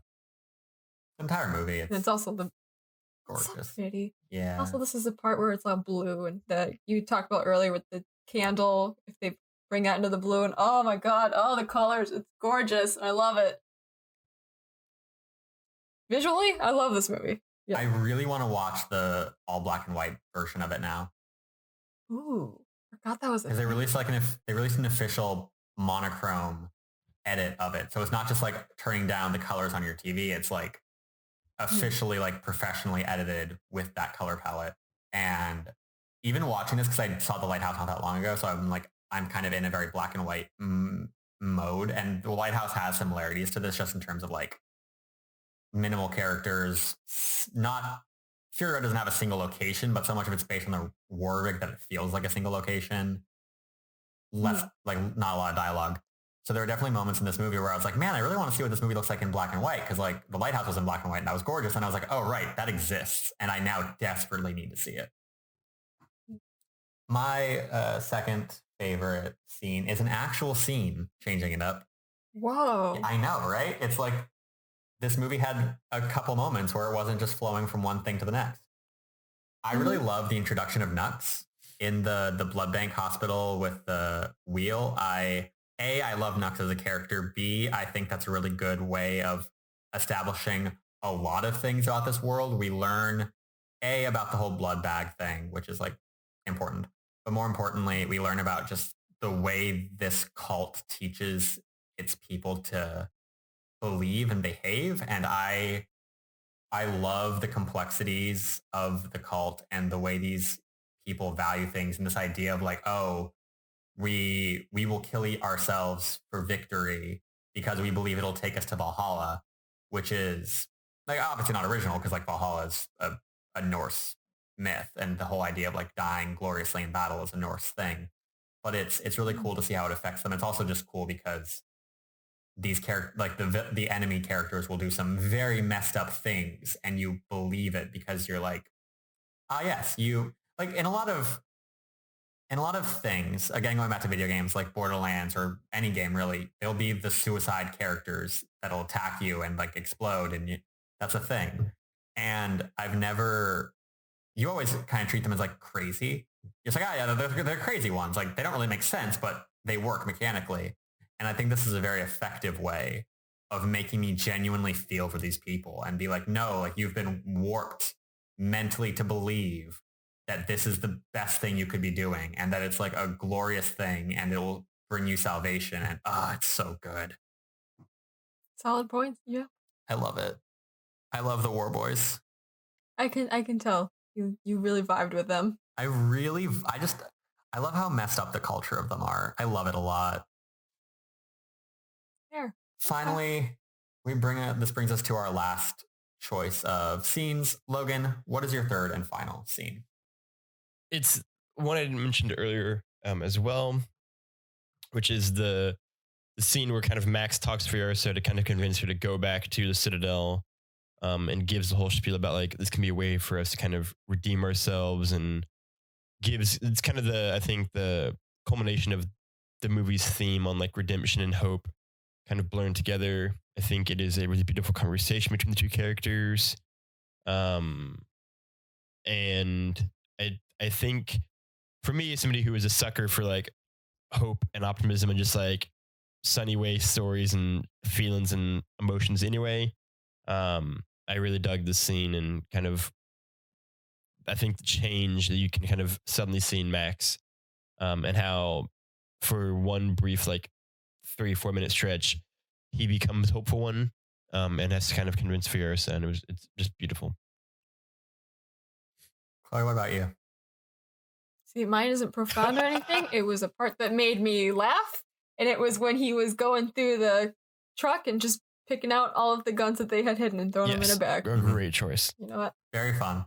Great choice. Also, made me laugh. Very cool at showing us all of the guns in this movie that we're gonna. There were so many guns in there. And you're like, oh, that looks cool, and that looks cool. No, that's a flare gun, and they use all of them by the end of the movie. It's great. Mm-hmm. My final favorite scene is Nux's death. I love how epic they make the idea of like witness me. I love that it's not just, it's such an emotional change of witness me meaning, originally witness me meaning like, look at this glorious thing I'm doing. I'm going to die in battle. I'm going to go to Valhalla. And through just this line, we see Nux's progression, and we see witness me not meaning, oh, I'm going to die and go to Valhalla. It meaning, I care about you guys. Remember me. Oh, it's real good. That's a good choice. Thank you. I'm quite pleased with a lot of things in this movie, as you can tell. Mm-hmm.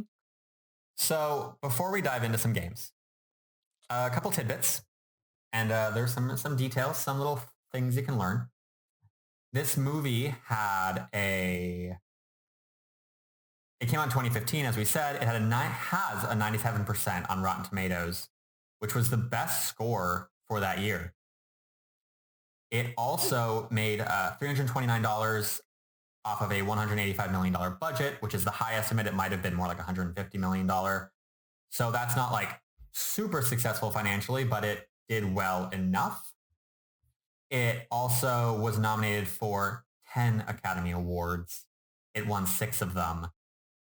And it lost Best Picture to Spotlight, which is, I looked at first of all, I think that the best movie of 2015 is Ex Machina, but I also looked at the list of 10 10 nominated movies of 2015. Ex Machina was not one of them. Sure, Oscars, but that makes sense. It had competition that I thought were also better movies than Spotlight. Not because I've seen Spotlight, admittedly. I love Spotlight. I feel like no one talks about Spotlight though. I think it's fair, but I think, I don't know, like, I think Spotlight is a great, like, I think it's the best journalism movie since All the President's Men. Like, Spotlight is a great, and like, all of the performances in it are great. I think the story is great. Like, I admittedly am a mark for Spotlight. I'll acknowledge that. But Spotlight's a great movie. And like, it was definitely probably my favorite movie of the year. Unless I'm forgetting something that you're about to say. Isn't Mark Ruffalo in that? Mark Ruffalo's in it. Yeah, Michael Keaton's in it. I thought he was the mark for that. Oh, Ben's got puns today, guys. Ben's got puns today. I gotta go and never come back. Tell me the other nominees, Ben, so that we can so we can leave that after that. I will not, but I will tell you, this movie is also, it topped AV Club's best films of the 2010s list.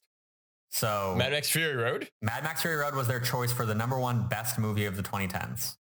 Wow, I don't agree with that, but that's super interesting to hear. You think you don't agree with that? New York Times named it the best film of the 21st century. No, it did not. No, it did not. Holy shit.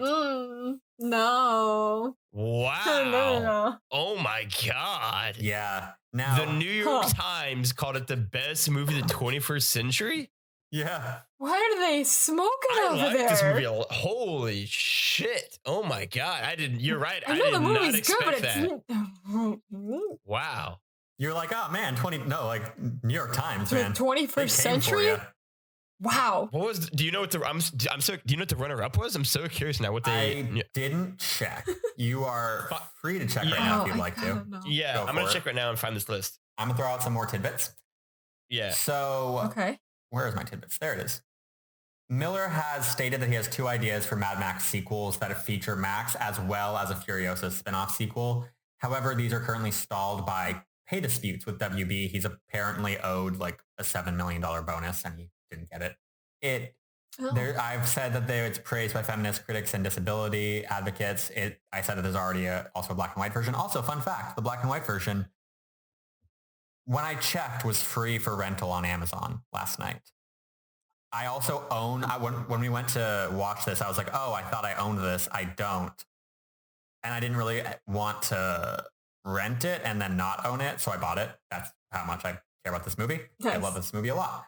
But it's possible that because I own it, Amazon recognized that and that's why the rental was free. But it might not be. So if you are interested in checking that out, go check out the black and white rental. Maybe you can see a free version of it. I also I watched a video essay by a YouTuber called Mr. Nerdista, and he talked about its comparison to comics and superheroes, primarily because it was written with the storyboards. So it's heavily written like a superhero or a comic book. Specifically, a lot of comics are superheroes. But it was an interesting argument he made because he was talking about like how you really could, if this was a comic book originally, and it is one now, it got made into one. But if it was a comic book originally, you could definitely, like, it would make sense. A lot of elements of this feel very like pulp comic booky. And I thought that was an interesting way to look at it. I think he's onto something there because I was like reevaluating a lot of the shots in this. I was like, this definitely feels like a comic book. Like that shot of the guitar being like pulled by the string into the frame. Like that's such a comic book thing to do. 100%. Forgot about that part. Also, just the idea of writing, like, stories aren't usually written with storyboards. And I think that's kind of a tragedy because, like, obviously I'm a screenwriter. I want things to still be written with scripts. But there's a lot you can do with a story when you use storyboards to develop it because, you do get to have a lot more visual elements and be really, really hard to write this story with how much visual detail is in it with a script. And I know that's also true for like comedies. I was at a talk with one of the creators of Phineas and Ferb, and he was talking about how when they created that show for Disney Channel, they had to fight Disney because they wanted to write with storyboards because they thought it was more effective for the storytelling. And Disney was like, no, like we do scripts, and they're like, no, our comedy is a visual comedy. Putting in a script will not play. And they won that fight. And now a lot of Disney's animated children's shows are written with storyboards because they kind of realized that this guy was right. Also, that guy's name is Swampy Marsh, which is just an amazing name. Anyway, that was a sidetrack. Logan, did you find out what you were looking for? So like the New York Times list that I'm seeing right now of the 25 best films of the 21st century so far, which is written June 9th, 2017, okay, has There Will Be Blood number 1. So I'm already confused. Interesting. I'm going to also pull up my own research document so that I can see if maybe I misread it. Maybe like, is it on that list? It has Mad Max Fury Road at number 19. Okay, maybe I misread it and I thought that... And it was named basically they call it the best action movie of the 21st century. I'm doing research now. Quote, but anyway, this is not a close call. The best action movie of the 21st century, the action movie that sails in contention as one of the best movies, period, is Mad Max Fury Road by Dusty Outback I'm Miles. so sorry. It does say on the Wikipedia article that I was reading that it was named the 19th of the best films of the 21st century. I did do this research. Very good. I did do this research very late last night. My reading comprehension was shot. Before we dive into some of the games, the one last little tidbit, if anyone is interested in learning more about Mad Max, seeing more analysis about it, a couple of video essays that I watched in preparation for this are ones by Lindsay Ellis, Film Joy, and Just Right. They all talk about different elements of Mad Max. Those are also just very good video essay people. I love them. They're really love good. Lindsay Ellis and Film Joy. Movies with Mikey, so good. Finally, this brings us to games. Chloe, it's time for Nailed It with Chloe Naylor. Where instead of me just saying like, Chloe, is this character sexy or not sexy? And you saying yes, and then us moving on. Chloe, review the sexiness of Immortan Joe. On a scale of 1 to 10, he is like a -5. I am so absolutely repulsed by him. It's disgusting. He's nasty, old fuck, tyrannical leader. I don't like looking at him. He's ugly. Listen, he doesn't even have like charisma that I can latch onto. He's just, what a nasty, disgusting little man. I'm so glad he's dead. A shocking revelation that Chloe doesn't like Immortan Joe. I don't know who could possibly call the idea that Immortan Joe isn't sexy. if somebody out there's probably finds him sexy, because there's freaks out there, and I'm not one of them. For this reason. For this reason. This brings us to trivia. So guys, Yes. I have 3 trivia questions for you. And then we're also doing something a bit differently now. I'm asking questions where there's like levels of rightness you can be, and I'm going to give a point to whoever is closest to right. And Okay. I'm going to be tracking who does the best from today going forward, so that this trivia is actually, you know, with purpose besides just not wanting to spout facts at the audience over and over and over. Ready to win it. All ready to win right. it. What you got for me, Ben? What you got for me, Ben? As I said, this movie was nominated for 10 Academy Awards. Mm-hmm. Who can name the most of the awards that they were nominated for? Shit. All right. Well, We will start with Chloe. Costume design. I'm gonna go with score. I'll go with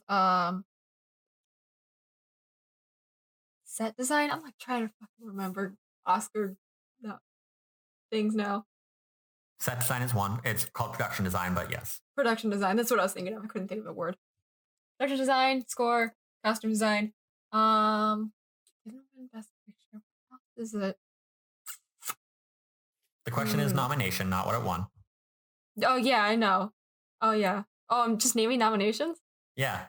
Oh, I thought. It was nominated for 10. Oh, okay. Okay, so nominated for Best Picture. I'm gonna go with director. Oh, producer too. There really isn't an award for producer. The producers go up if they win for Best Picture. Picture. Which is kind of dumb in its own. Yes, it is. Sometimes it makes sense. Maybe Sometimes it that's doesn't. true. Oscars are dumb. Oh, we could have an Stupid anyways. entire episode just talking about awards and why they're stupid. Like, not the idea of them, just award shows. Yeah, no kidding. I mean, we're gonna have an Oscar special in a few. That's months. true. But the Golden Globes just came I out, imagine man. they'll I'm come already up. on this train. Golden Globes are dumb. Yes. I'll go with, let's see, art direction. That's another one, right? Yeah. Yes. Maybe. What am I up to? 7? Maybe? Oh. Visual effects. We'll say visual effects is what you mean by art That's- direction. Yeah. How about that? Yeah. Logan, do you have any? Best director, which hasn't been said yet. I said that. She did. Did yeah. you say I best did. director? Yeah. Oh, actually, sorry. I would say. Chloe, do you want to like tap out? Is this like your limit? I didn't think through like how one of you answering would affect the other person answering. These are the logistics that I need to fix. I would say best original screenplay, like best score, best sound design. Oh, I've got another answer. Can I say? Yes, please. Yeah, go. Editing. Okay. Add that to my list. What have we? I feel like we've gotten like 9 out of them. We So have like 8, we have like been. editing, score, visual effects. Got those.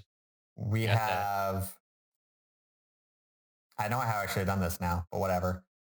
We have best picture. We have director. Mhm. We have script. We have sound editing. Yep.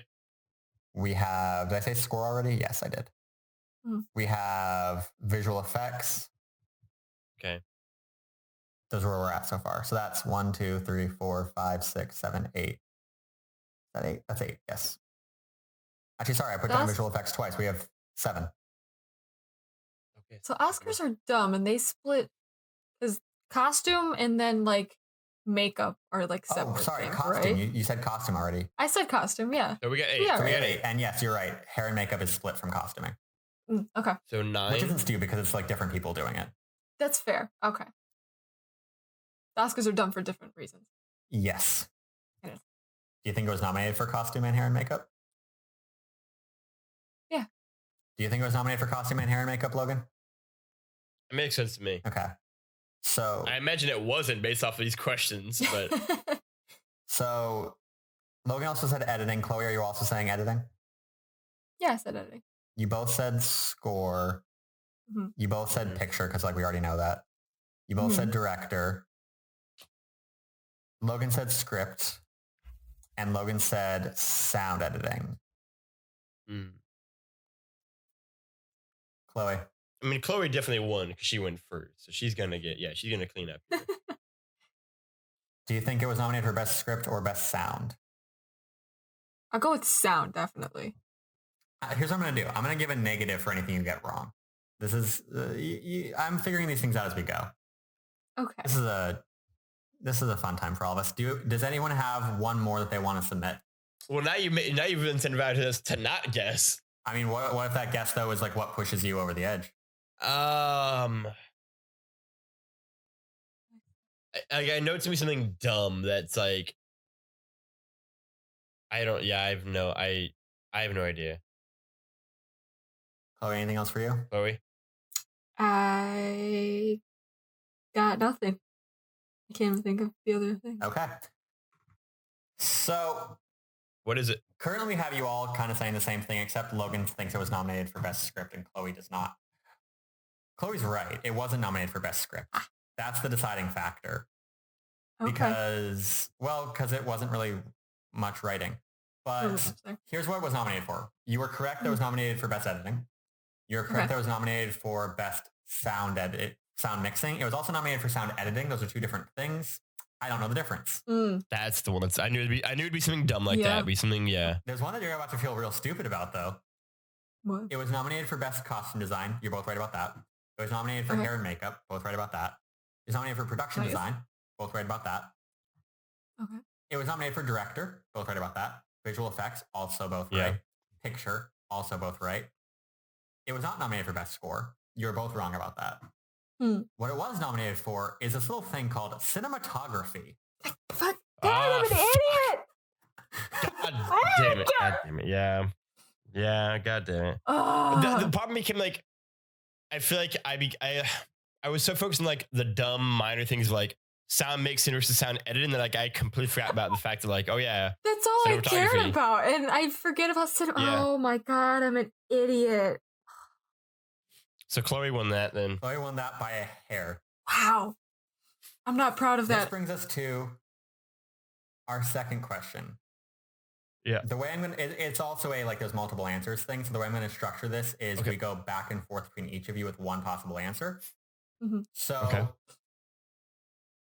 this movie is one of few sequels to ever be nominated for Best Picture. The total is 8. Ooh. 7 if you don't count Mad Max Fury Road. Can you name other sequels that were nominated for Best Picture? I get to go first? We will start with Logan. Godfather Part 2. Okay. That is one possibility. I mean, yeah, I'm right. Fine, yes. Godfather Part 2 is correct. That is one. Chloe.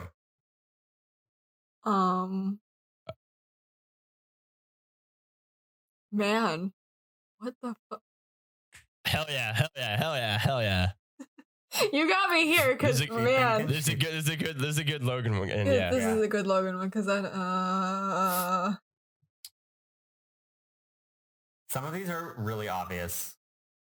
Yeah. Some of these are not. Yes. Think of the Oscars the past couple years and the nominations. Oh my God, what are sequels?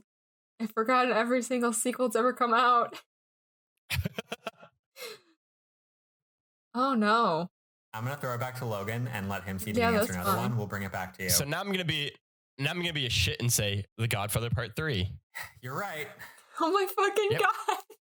Yep. I can't believe you're right, but you're right. Oh jeez. It had that Francis Ford Coppola pull. There are great scenes in that movie, I will at least acknowledge, but as a whole, it is. I've never seen any of them. Motion picture film. I haven't seen any of them either. I keep forgetting that. Ben, please, for me, watch Godfather 1 and 2. I mean, so again, bad. We have oh my God. Entire podcast where you can force me to watch any movie you want. Oh my God, it's so good. Oh man. Chloe, what you got, Chloe? Oh God, I've got nothing. You know what my brain keeps saying to me? It keeps saying Spider-Man 2. That's what it keeps saying. No. Go for it, man. Guess that. Guess Spider-Man 2. I thought you were going to say Transformers 3. Like my brain kept saying Dark of the Moon. I know it was nominated, but that was for visual effects, and that was not Best Picture. I love that she knew that. Logan, do you have any other guesses? I feel like Chloe's not gonna like. You can throw a name out, Chloe. It's just if you're wrong, it'll bounce back to Logan. Are we still getting charged negative points for wrong guesses in this round? Because I structured it better. Okay.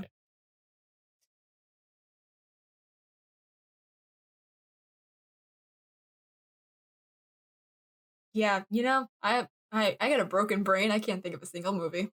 Logan, what have you got? I don't think it was. I just have to guess because of the sequel thing. Rocky 2? No. I didn't think it was. I just want to burn that one, basically. I will tell you there's another trilogy where the last two movies in the trilogy are nominated. Yes, we did. That's right. Two Towers and Return of the King. Yes, Lord of the Rings. Oh God! Like so that brings us to 4 out of 7. Yeah, those movies aren't even that great. And so then we get to the thing of wrong. Oh, you're right. My apologies. Two Towers, great. So then we get to the thing of so that's 4 to the 7 down. Mad Max Fury Road, obviously out of the way. The trick one I feel like for people to think about is The Dark Knight, which wasn't nominated, but basically made them change their entire rules because it was a fucking joke. And so then we get to stuff like nothing. I don't think anything last decade has been a sequel that's been not. But wait, then we get into like weird shit where it's like, have they slid in like an animated movie by any chance in the last decade? But I don't think they have because they have the animated film category. I don't think any of them have been good enough. If any of them were, though, I would say maybe Toy Story 3. Ding, ding, ding. Toy Story 3? Toy Story 3. That's 5. It's a great movie.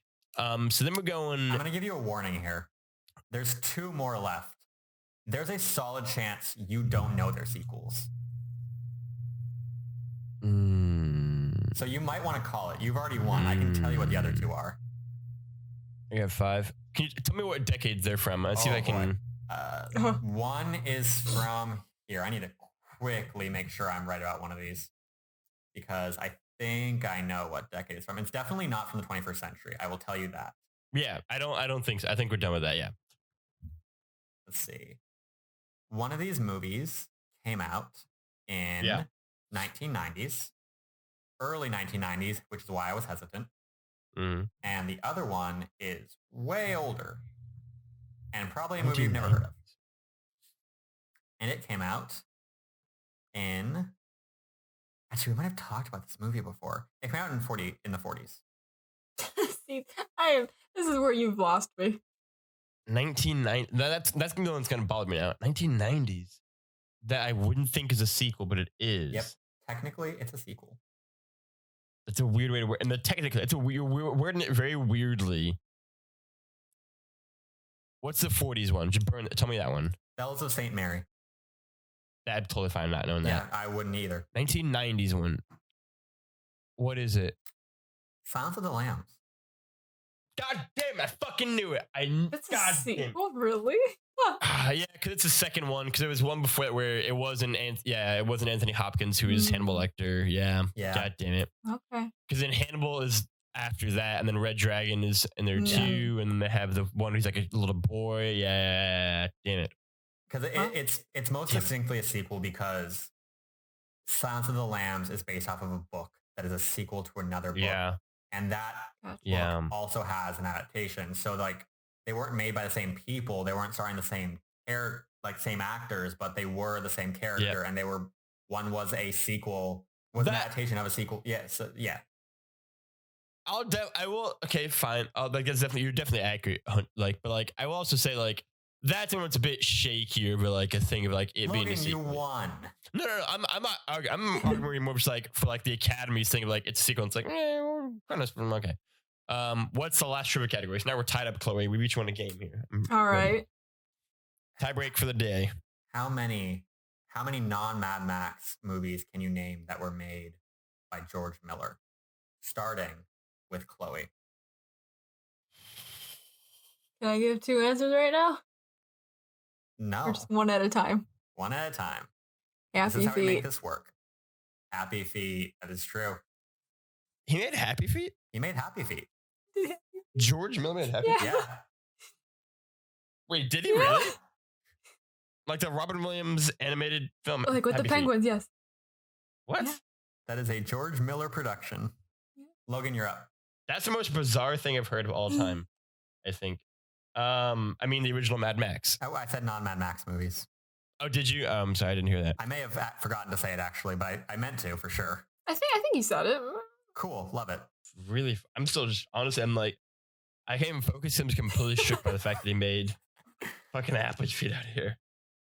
To be clear, when I say made, I mean directed. There are some movies he wrote. Yeah.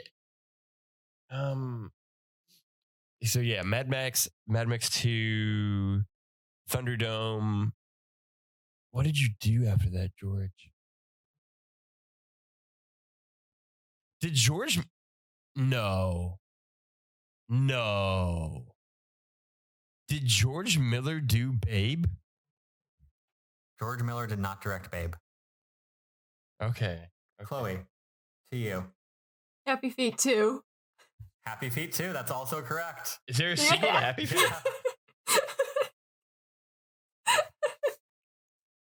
What the fuck is happening? We're back.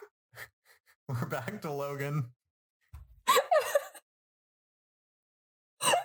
George Miller directed Happy Feet and Happy Feet. I'm still, I honestly just have absolutely. He wrote and directed and produced it. What? I only know that because one of my favorite things is that somebody asked him if he'd make a Happy Feet 3, and he's like, you could have a gun to my head and I would not make a Happy Feet 3. So I don't want to be. So here's the thing. Because I'm on George Miller's like just Wikipedia page now at this point. Because I've lost. I will just make a point to say, though, that George Miller did direct Babe, Pig in the City. That's true. He did direct Babe, Pig in the City, and he wrote the original Babe. But I know. So that's a bit. I won't say like I never said he directed Babe, and I feel like we're like splitting hairs on me not getting that point. Again, it's fine because the fact that Chloe even knew that he directed Happy Feet 1 and 2, let alone the fact that there was a sequel to Happy Feet that I didn't know about until right now, means Chloe wins. But just to be clear, he did direct and was heavily involved in the Babe movies. I was going to say you were almost right. You get half a point for that. Jesus Christ, this is a Happy Feet 2, guys. Did you know about this? He also directed The Witches of Eastwick. Yes, I saw that as well. I'm just honestly so shook right now that there's a Happy Feet 2. And that George Miller directed and like wrote both these Logan, films. I'll put you within a half point of being tied with Chloe if you can tell me what movie he almost made. Oh. It is an adaptation of a major property. Oh. That's both a really good hint and also very vague still. Yes, it is. Like, is like a superhero property? It might be. I think it is. I'm trying to think. I have to like dig deep into like the files of like nerdom in here and be like, is it? So like I'll say my two instinctive guesses are something involving Batman or something Justice League related. I'm going to say he almost directed Justice League. You are correct. He almost directed a Justice League movie called Justice League Mortal. It is... That sounds terrible. The script is out there. It isn't bad. I enjoy it. You can find some concept art for that if you look online. That was in like 2005, I think, right before we went and did Happy Feet. You know, if you can't do Justice League, you might as well do Happy Feet. Yeah. And then after that, you do another Happy Feet. There you go. Can we talk about the eclectic nature of a man who created and is defined by Mad Max, also creating and being defined by Happy Feet as well? And Babe. What a weird lineup he has. What a Renaissance man George Miller is out here. I love him. Shout out to him.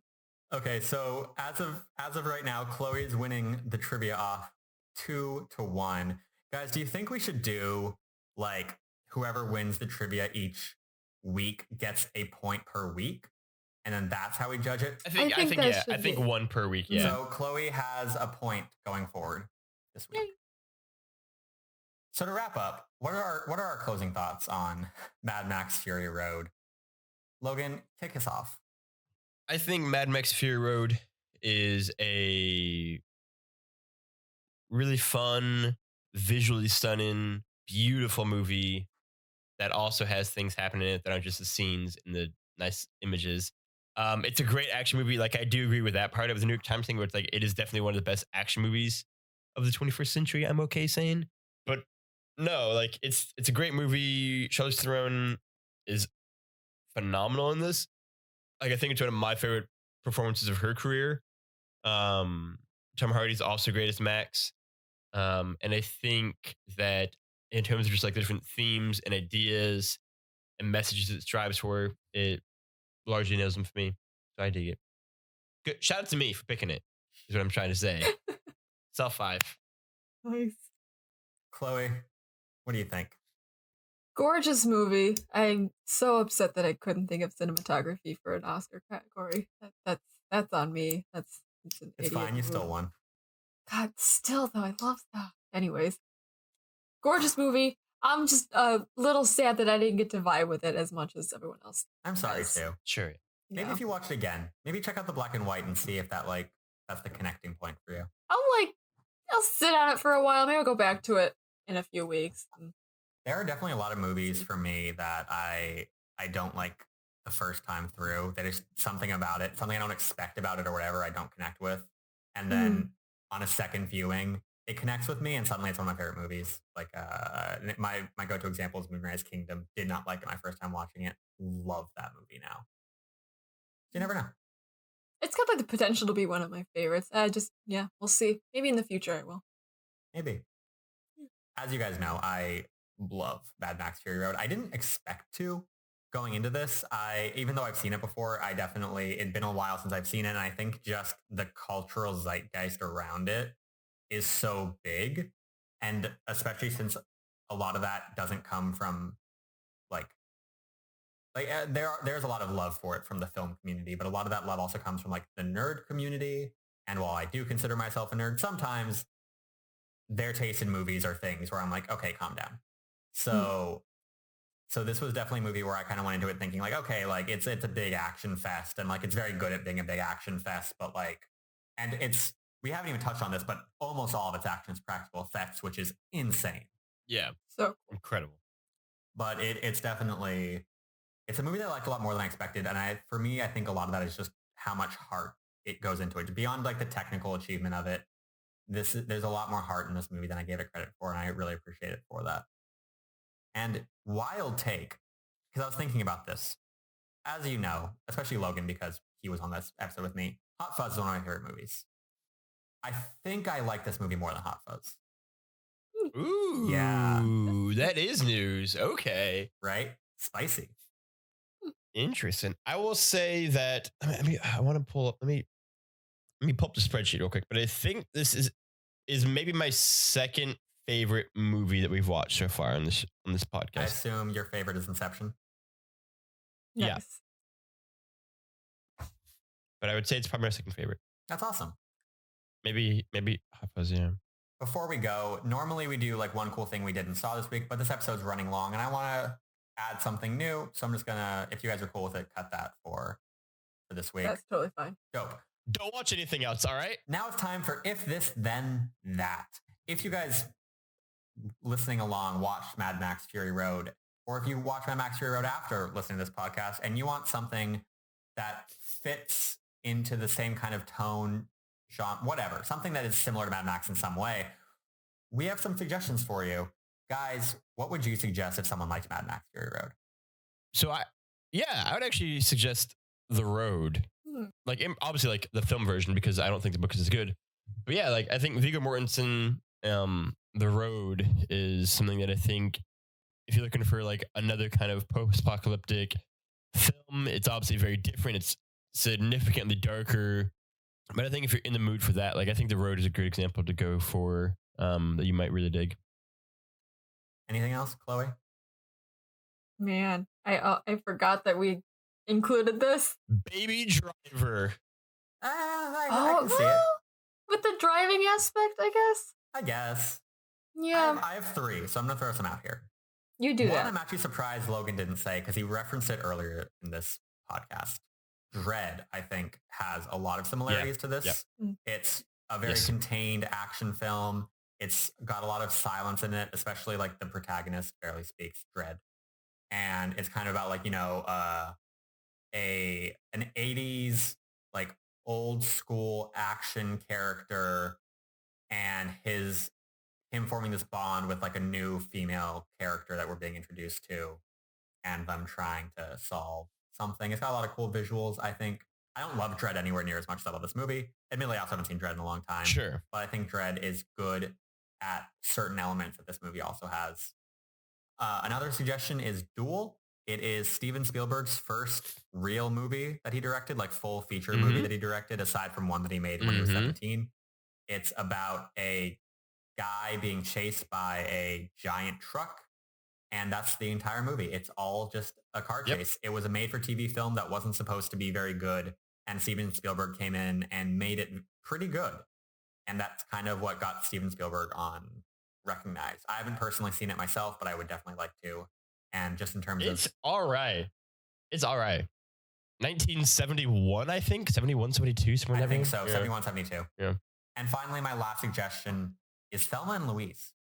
Oh, you know what? Yes. Do that one first, actually. Yes, that is the one you should go do first. It definitely doesn't have the same like crazy action of this movie, but it is a road movie. It is about they're already best friends in Thelma and Louise, but it is about their bond. And it has a lot of like the slower moments that I really connected with in Mad Max Fury Road.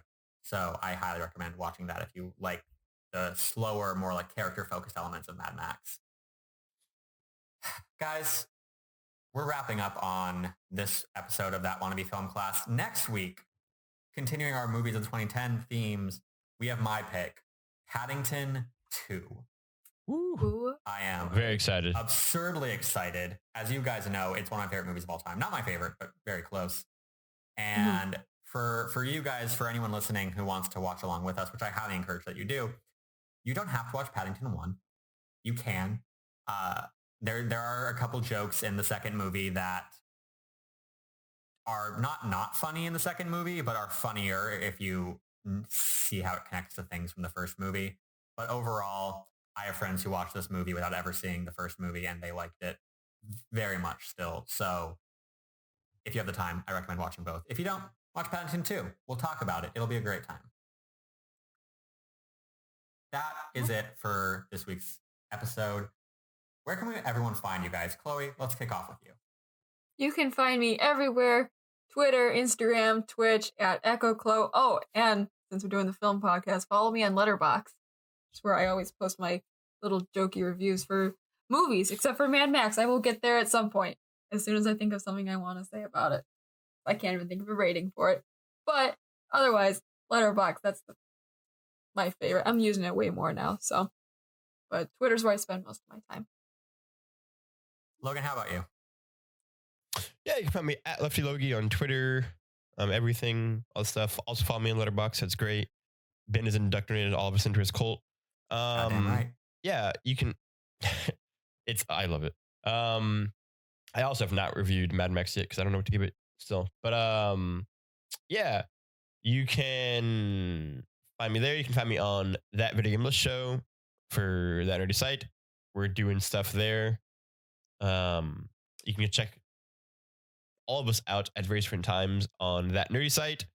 My review for Beautiful Day in the Neighborhood, the Mr. Rogers film, will be live by the time you can go see this. It is good by our metrics. It is good. And then you can go see Ben's review of Knives Out. Spoiler, me and Ben disagree by at least 3 points on that movie. Maybe like 2.5, but we disagree. Yeah. And you should go read that. And you check all the stuff we do all across the site. You can find me at Mr_BentoBox on Twitter, at Mr. BentoBox everywhere else, including Letterboxd. As they said, I have indoctrinated them into my cult of Letterboxd. I love it very much. You can also, like Logan said, find all of us on That Nerdy Site. You can go to the That Nerdy Site Patreon, search That Nerdy Site under Patreon. It'll come up, and donate to us if you feel so inclined. We would appreciate it. It helps us. Tell us what Disney Plus movies we should be watching. We're going to have a show about that pretty soon, so make a list. Lilo and Stitch. That's what movie. That's what Disney Plus movies. That's what movie we should always be watching. Lilo and Stitch is a masterpiece. Anyway, guys, if you like this podcast, subscribe. Leave us a review on iTunes if you can. It would mean the world to us. To know that there are people who are like us. That's nice, and also it's just good for metrics. From what I've been Love told, validation. Validation. We love it. Oh man, it's the best drug. I love being told how great I am. Yeah. I even like being told that I'm moderately okay. Just affirm us. Yeah. As long as I'm above like average, I'll take it as a compliment. Hell yeah. I feel like there. Above average gets degrees, baby. You're right. C's get degrees. Yeah. Please don't give us a C review. I mean, like you can if you want to, but we don't have a ton of reviews. That'll skew us so heavily.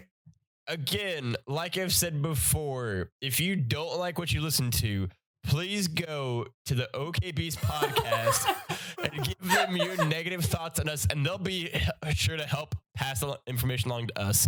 They'll definitely let us know about this. So please give their negative views to them.